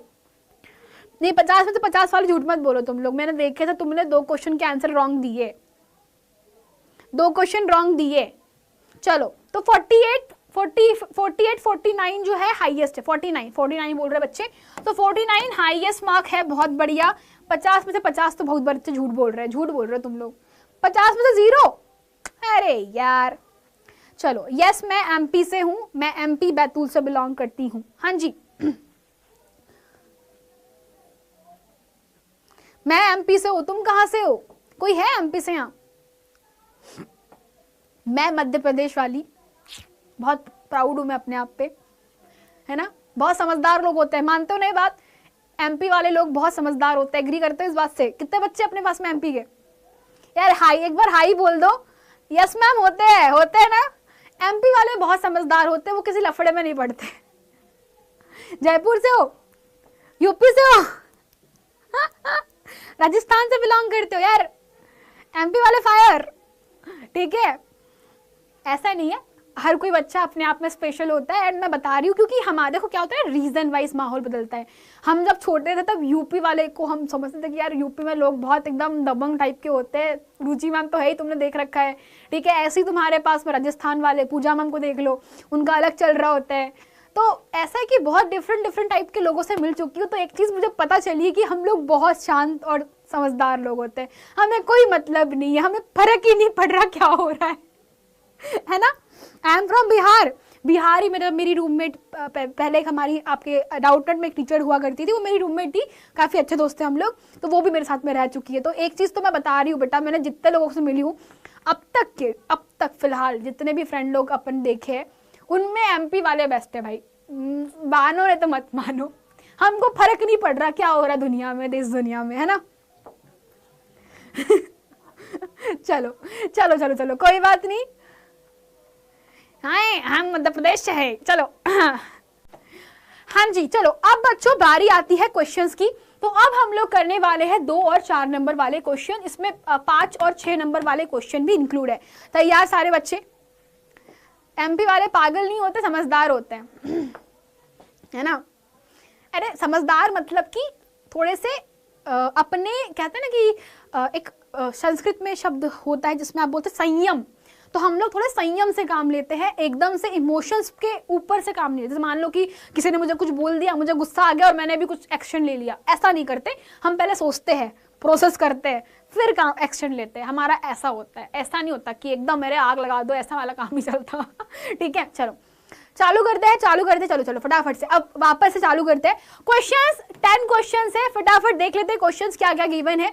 क्वेश्चन नंबर फर्स्ट, वियोजन अभिक्रिया क्या है? एग्जाम्पल के साथ में लिखिए। आपको याद रखना है अभिक्रिया, उनके प्रकार, परिभाषा और उदाहरण आनी चाहिए, ठीक है। Yes of course every state is, Bihar is best, UP is best, UP तो फायर है, हिमाचल इज ऑल्सो फायर, ठीक है। इसके बाद बात करते हैं आपका राजस्थान, तो मतलब और मजेदार जगह है, ठीक है। इसके बाद आपका एमपी, छत्तीसगढ़, झारखंड। यार देखो हमारे ना भारत में इतनी विविधता है कि हर जगह पर जाने पर अलग प्यारा आता है, हर कोई जगह की अलग चीज़ है जो आपको अट्रैक्ट करती है। यूपी में वाराणसी बहुत पसंद है मुझे, काशी है ना, विश्वनाथ मंदिर। इसी प्रकार से राजस्थान में जयपुर चले जाओ, उदयपुर चले जाओ, हार्ट है वहाँ पे, हार्ट है। एमपी में जंगल, मतलब लिटरली तुम गुजरोगे एमपी में तुमको जंगल जंगल जंगल। एंड मुझे नेचर, जैसे मेरे को नेचर बहुत पसंद है, तो मैं प्रकृति से जुड़ी हुई बच्ची हूँ, है ना, तो मुझे प्रकृति बहुत पसंद है। सिमिलरली आपका छत्तीसगढ़, झरने वगैरह बहुत अच्छे अच्छे वहाँ पे, सुंदर सुंदर से। झारखंड में कभी विजिट नहीं करी हूँ, बट कभी मौका मिलेगा तो झारखंड में मैं ज़रूर जाऊँगी। रांची में कुछ मेरे 1-2 फ्रेंड लोग हैं, तो कभी विजिट करूँगी मैं रांची। मैं तो अमेजन के फेवरेट्स हूँ, अमेजन इंडिया में है ही नहीं। चलो तो क्वेश्चन बच्चों ध्यान रखिए, 2 नंबर का क्वेश्चन आपको कैसे लिखना है। वियोजन अभिक्रिया के बारे में पूछा गया है और आपसे पूछा गया है एग्जाम्पल, कैसे लिखोगे? तो वियोजन अभिक्रिया का बहुत सिंपल सी चीज है कि मान लीजिए जहां पर है कि वियोजन अभिक्रिया, आपको लिखनी है 2 नंबर की परिभाषा। परिभाषा क्या लिखोगे? हम सभी जानते हैं वियोजन अभिक्रिया में एक यौगिक ऊष्मा दे करके या फिर ऊर्जा दे करके 2 या 2 से अधिक पदार्थों में यौगिकों में तोड़ा जाता है। तो इस प्रकार की अभिक्रिया को हम क्या कहते हैं? वियोजन अभिक्रिया कहते हैं। दिल्ली में तो हम लोग रहते हैं यार, दिल्ली एनसीआर में हम लोग रह रहे हैं, तो दिल्ली अनोखी है। दिल्ली एक, मेरे को सच बताऊं तो अब तक के जितनी भी जगह मैंने विजिट करी है, दिल्ली की एक अच्छी बात पता है क्या है? कि वो खुले बाहों सबका स्वागत करते हैं। And literally that's very important part है ना, जो कि हर जगह नहीं होता, इंडिया में ही नहीं होता। एक स्टेट के लोग दूसरे स्टेट के लोगों को वेलकम नहीं कर रहे होते, बट दिल्ली में हर कहीं से भी आ जाओ आपको हर टाइप के लोग मिलेंगे। एंड बहुत अच्छी चीज़ है ये। चलो, वियोजन अभिक्रिया में हमने क्या समझा? जब कोई भी यौगिक, यहाँ पर लिख लीजिएगा, जब कोई यौगिक जो है वो क्या कर रहा है, वो क्या कर रहा है बच्चा? एक बार टूटकर 2 या 2 से अधिक नए पदार्थों का निर्माण करता है, तब हम उसे वियोजन अभिक्रिया कहते हैं। एग्जाम्पल के लिए कैल्शियम कार्बोनेट को गर्म करने पर कैल्शियम ऑक्साइड और कार्बन डाइऑक्साइड गैस बनती है। आप यहाँ पर समीकरण जरूर लिखिएगा, नंबर आपको पूरे मिलेंगे बच्चों, नंबर कहीं नहीं जा रहे, समीकरण लिख दीजिएगा। समीकरण क्या लिखोगे?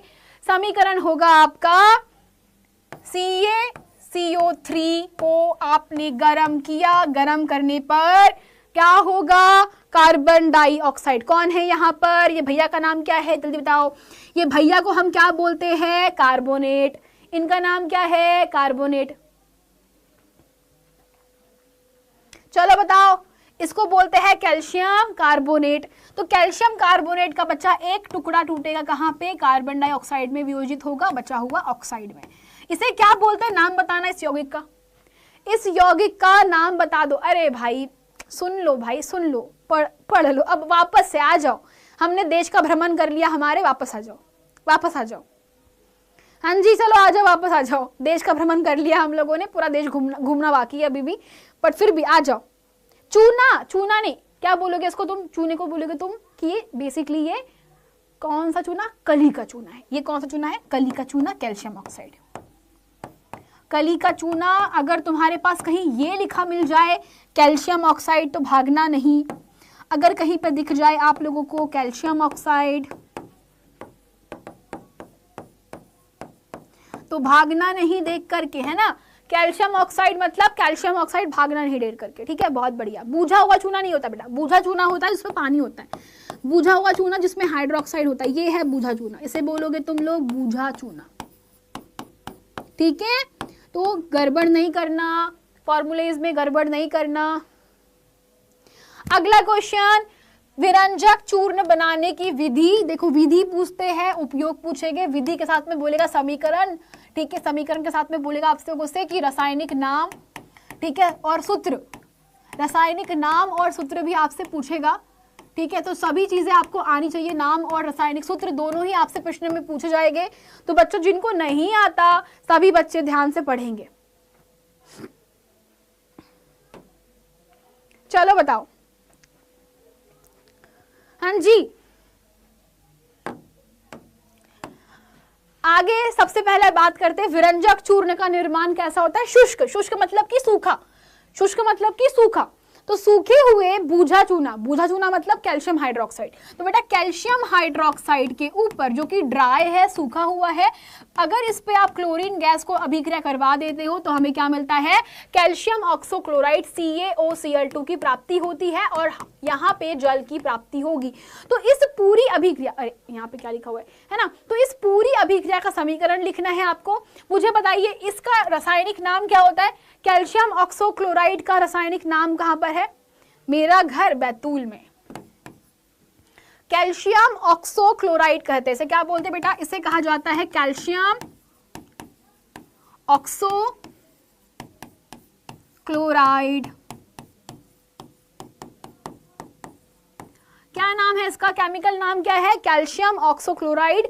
साधारण नाम विरंजक चूर्ण, ठीक है। बनाने की विधि हमने लिख रही है। अब बात करते हैं उपयोग की। उपयोग कहाँ कहाँ करेंगे इसका? मैडम मेरे सर में दर्द करने लग गया। अरे भाई अभी तो टाइम हुआ ही नहीं हमारा। चलो सर में दर्द हो रहा है तो मैं काश तुम्हारा सर दबा पाती, पर दबा नहीं सकती बच्चों, ठीक है। तो पानी मानी पियो, सही हो जाएगा। उपयोग, सबसे पहला उपयोग विरंजक चूर्ण का किया जाता है बच्चा। सबसे इंपॉर्टेंट चीज याद रखना, इसमें ना नवजात क्लोरीन मिल जाती है हमको, है ना, और ऊपर से एक प्रबल ऑक्सीकारक भी है। 2 गुण इसके बहुत इंपॉर्टेंट है। तो इसका यूज आप लोग कीटाणु मारने में करते हो, कीटाणु नाशक। तो आप लोग इसको रोगाणु विहीन बनाने के लिए यूज करते हो। तो आप लोगों ने सुना होगा जो हमारे नगर पालिका से जो पानी आता है उसमें क्लोरीन होता है। किसी ने सुना है क्या? नगर पालिका से आने वाले पानी में क्लोरीन पाया जाता है। उसका रीजन यही होता है। वस्त्र उद्योग, कागज उद्योग में विरंजन हेतु और रासायनिक उद्योग में उपचायक मतलब कि ऑक्सीकारक के रूप में प्रयोग किया जाता है। ठीक है, अगला प्रयोगशाला में ऑक्सीकारक के रूप में प्रयोग में लाया जाता है, सेम चीज। अगला क्वेश्चन है धावन सोडा, मीठा सोडा का नाम, रासायनिक सूत्र लिखना है। तो ये तो आप लोग मुझे होमवर्क में बताओगे क्लास खत्म होने के बाद। कमेंट सेक्शन में तुम्हारे मुझे आंसर चाहिए। मैंने 2 क्वेश्चन तुमको होमवर्क में दे रखे हैं, 2 क्वेश्चन होमवर्क में हमने कर रखे हैं। ठीक है बेटा, मैं किसी का भी नाम नहीं बोलना चाहती हूँ। चलो अगला प्रश्न है द्विविस्थापन अभिक्रिया क्या होती है? चलो बताओ। द्विविस्थापन अभिक्रिया में आपको पता है आयन की एक्सचेंज होगी। जो तेरा है वो मेरा हो जाएगा और जो मेरा है अब वो तेरा हो जाएगा। तो तेरा वाला मेरा, मेरा वाला तेरा, इस अभिक्रिया को बोलते हैं द्विविस्थापन अभिक्रिया। तो बेसिकली जो तेरा है वो मेरा कौन है? आयन। आयनों का ट्रांसफर करते हैं। सो वी कैन से कि द्विविस्थापन अभिक्रिया में आयनों की अदला बदली से या विनिमय, विनिमय मतलब अदला बदली, आदान प्रदान से हमें नए यौगिकों की प्राप्ति होती है। द्विविस्थापन अभिक्रिया कहते हैं। उदाहरण के लिए बच्चा एक उदाहरण मैंने यहाँ लिखा है, इसका समीकरण आप लोग स्वयं लिखोगे। समीकरण आप लोग लिखोगे। दूसरा उदाहरण मैं बताती हूँ। ये दूसरा उदाहरण सीबीएसई हिंदी मीडियम के बच्चों के लिए बहुत इंपॉर्टेंट है, मैं समझा देती हूं। तो वो उदाहरण है पोटेशियम आयोडाइड की अभिक्रिया जब लेड नाइट्रेट से की जाती है। पोटेशियम आयोडाइड की अभिक्रिया जब लेड नाइट्रेट से की जाती है तो यहां प्राप्त होता है PbI2 लेड आयोडाइड, और साथ में मुक्त होता है बच्चा आपके पास में पोटेशियम नाइट्रेट जो कि जलीय विलयन होता है, और हमें मिलता है लेड आयोडाइड का पीला अवक्षेप, पीले रंग का पीत अवक्षेप। तो पीला अवक्षेप की प्राप्ति होती है। तो ये क्वेश्चन बच्चा एग्जाम में अगर आपसे पूछ ले तो डर के घबराना नहीं, इसे कोई भी डर के घबराना नहीं। बुखार आ गया? अगला क्वेश्चन आपके सामने क्या लिखा गया है? रेडॉक्स रिएक्शन को बेटा डिफाइन कीजिए। तो आप लोग को मैं बता चुकी हूँ ऑलरेडी रेडॉक्स क्या होता है, कि जिन रासायनिक अभिक्रियाओं में अपचयन और उपचयन एक साथ में होती है उन अभिक्रियाओं को हम लोग रेडॉक्स अभिक्रिया कहते हैं। एग्जाम्पल लेते हैं। एग्जाम्पल के लिए मान लो तुम्हारे पास में जिंक ऑक्साइड है। ठीक है, एग्जाम्पल के लिए जिंक ऑक्साइड है। ये वाली अभिक्रिया तो आप लोग खुद कर लोगे। दूसरी अभिक्रिया बताती हूँ, जिंक ऑक्साइड है। ठीक है, ये दूसरा नंबर का एग्जाम्पल नंबर दूसरा। जिंक ऑक्साइड पर जब आप कार्बन की अभिक्रिया करते हो तो कार्बन की अभिक्रिया करने से आपको यहाँ पे ध्यान रखना है कि कार्बन ऑक्सीजन से जुड़कर कार्बन डाइऑक्साइड गैस मुक्त कर देगा और जिंक जो है वो हमें मिल जाता है। तो इस अभिक्रिया में हमने क्या समझा? इस अभिक्रिया में हमने ये जाना कि जो कार्बन दादा थे, कार्बन दादा से ऑक्सीजन का क्या हो गया? योग हुआ। जिसका योग हुआ वहां पर क्या हुआ? उपचयन हुआ। और जिससे वियोजन हुआ, वियोजन किससे हुआ? जिंक ऑक्साइड का। जिंक ऑक्साइड से क्या हुआ? जिंक में यहाँ पे रहेगी, अकेली रहेगी, तो तुम इसको क्या बोलोगे? यहाँ पे तुम्हारा अपचयन हो रखा है, तो अपचयन हुआ। तो इस प्रकार से आप लोग कहोगे कि आपकी अभिक्रिया होती है। ठीक है, तो ये अभिक्रिया में देखो 2 चीजें हुई। नीचे क्या हो रहा है? उपचयन। ऊपर क्या हो रहा है? अपचयन। तो उपचयन अभिक्रिया और अपचयन अभिक्रिया साथ साथ में हो रही है ना। तो इस पूरी अभिक्रिया को हम कहते हैं कि भाई तुम तो रेडॉक्स हो। तुम कौन हो? तुम तो रेडॉक्स हो। तुम्हारा नाम क्या है? तुम्हारा नाम रेडॉक्स है। अगला क्वेश्चन, पीएच मान से आप क्या समझते हो? क्या शुष्क HCl गैस विद्युत का चालन करेगी? पीएच मान से बच्चा हम कहते हैं कि पीएच मान एक प्रकार की स्केल है जहां पर हाइड्रोजन आयन की सांद्रता को स्केल के रूप में दर्शाया जाता है। क्वेश्चन है कि क्या शुष्क हाइड्रोक्लोरिक एसिड विद्युत का चालन करेगी? उसका उत्तर है नहीं। क्यों नहीं करेगी बच्चों? कोई जवाब दे पाएगा? हाँ जी, अरे यार रोना छोड़ो, पहले क्लास में पीएच स्केल आप लोग जानते हो। जो मेन क्वेश्चन है वो है क्या शुष्क हाइड्रोक्लोरिक अम्ल गैस विद्युत का चालन कर पाएगी? बोलो बोलो। एक तो हिंदी समझ नहीं आ रहा, अंग्रेजी वाली क्लास भी लगती है बेटा आप लोगों की अंग्रेजी मीडियम पे। अरे बोलो भाई क्या होगा? तो नहीं क्यों होगी? क्योंकि नहीं, क्यों अगर मैं यहां पे लिख दूं क्यों, एक्सप्लेन करो,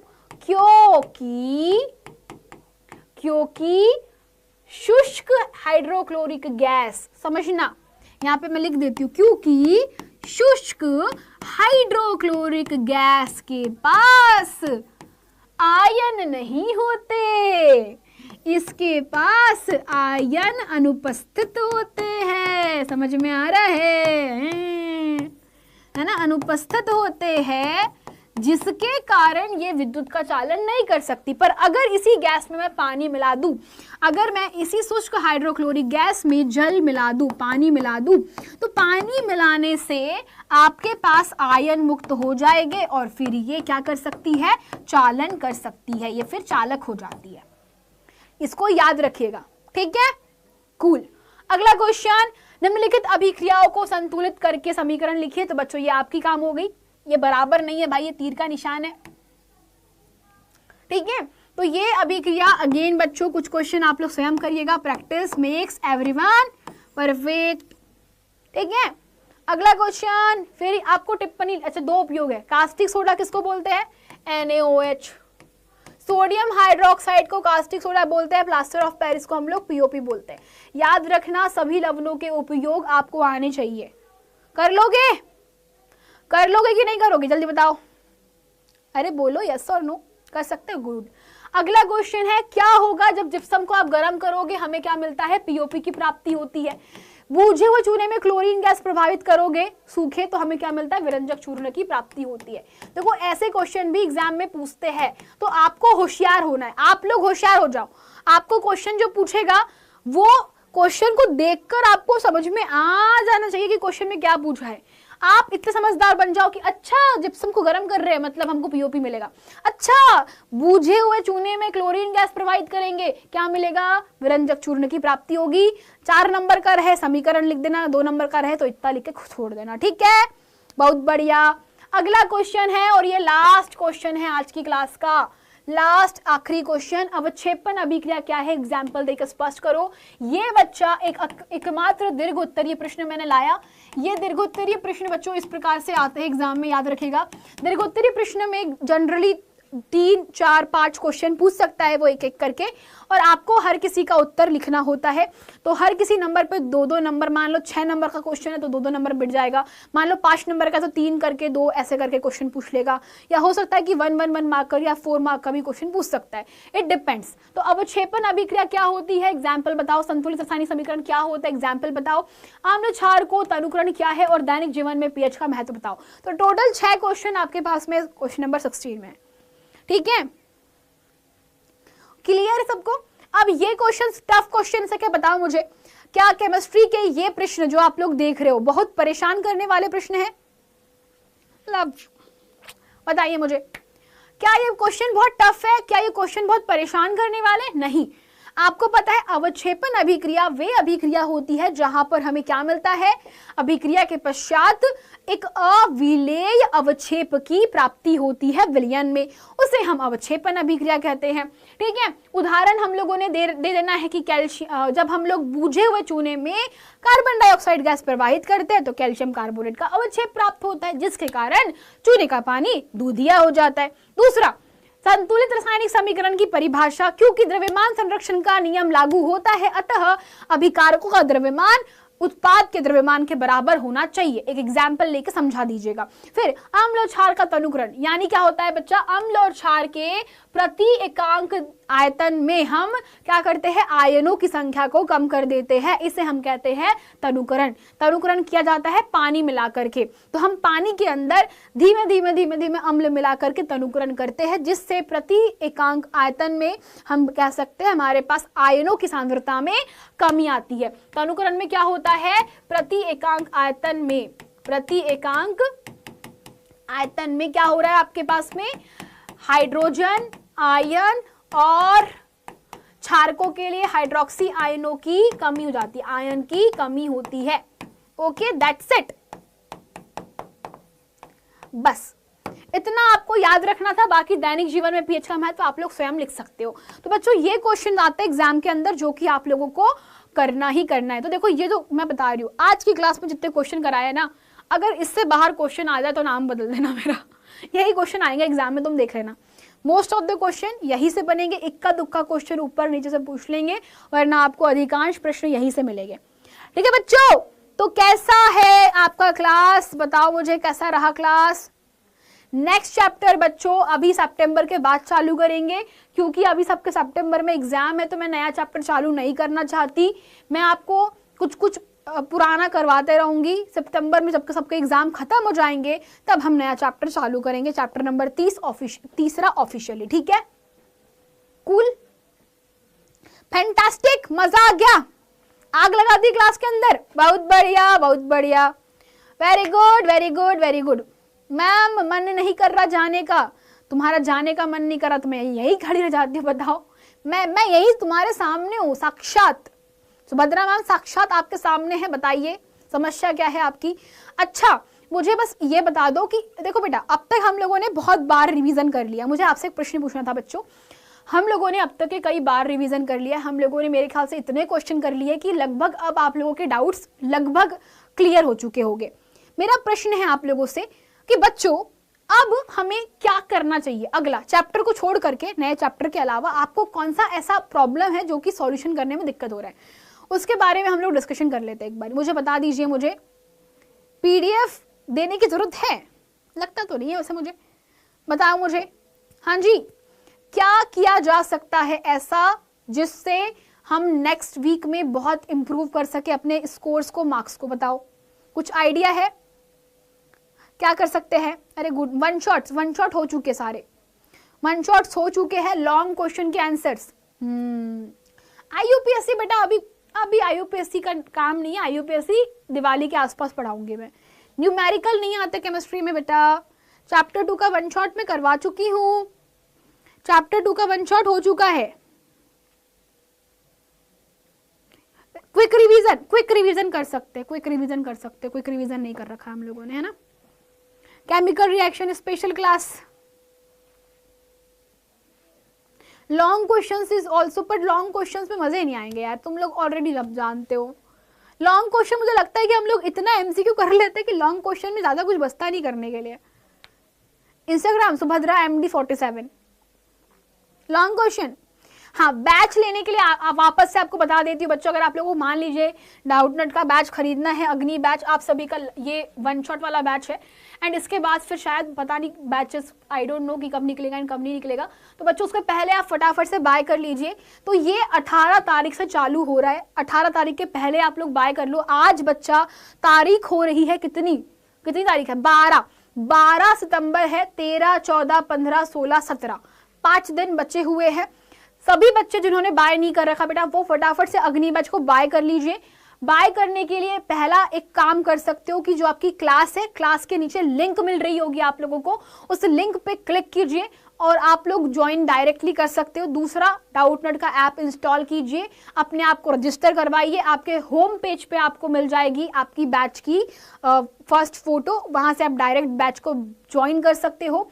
या आप सभी बच्चों एक नंबर पे कॉल कर सकते हो, नंबर है आपके पास में 0124715850। इस नंबर पे कॉल करिएगा दोपहर में या शाम को 5-6 बजे के आसपास। इसके बाद में बेटा फोन नहीं लगेगा, पहले बता दे रही हूँ मैं आपको। तो इस नंबर पे कांटेक्ट कीजिएगा, जो आपके स्कूल का टाइम होता है उसके बाद 7 बजे तक आप मैक्सिमम कॉल कर सकते हो, उसके बाद आप कॉल नहीं कर पाओगे। तो इन सभी बातों का ध्यान रखिएगा, and that's it. Okay, thank you so much, bye bye, tata and take care guys.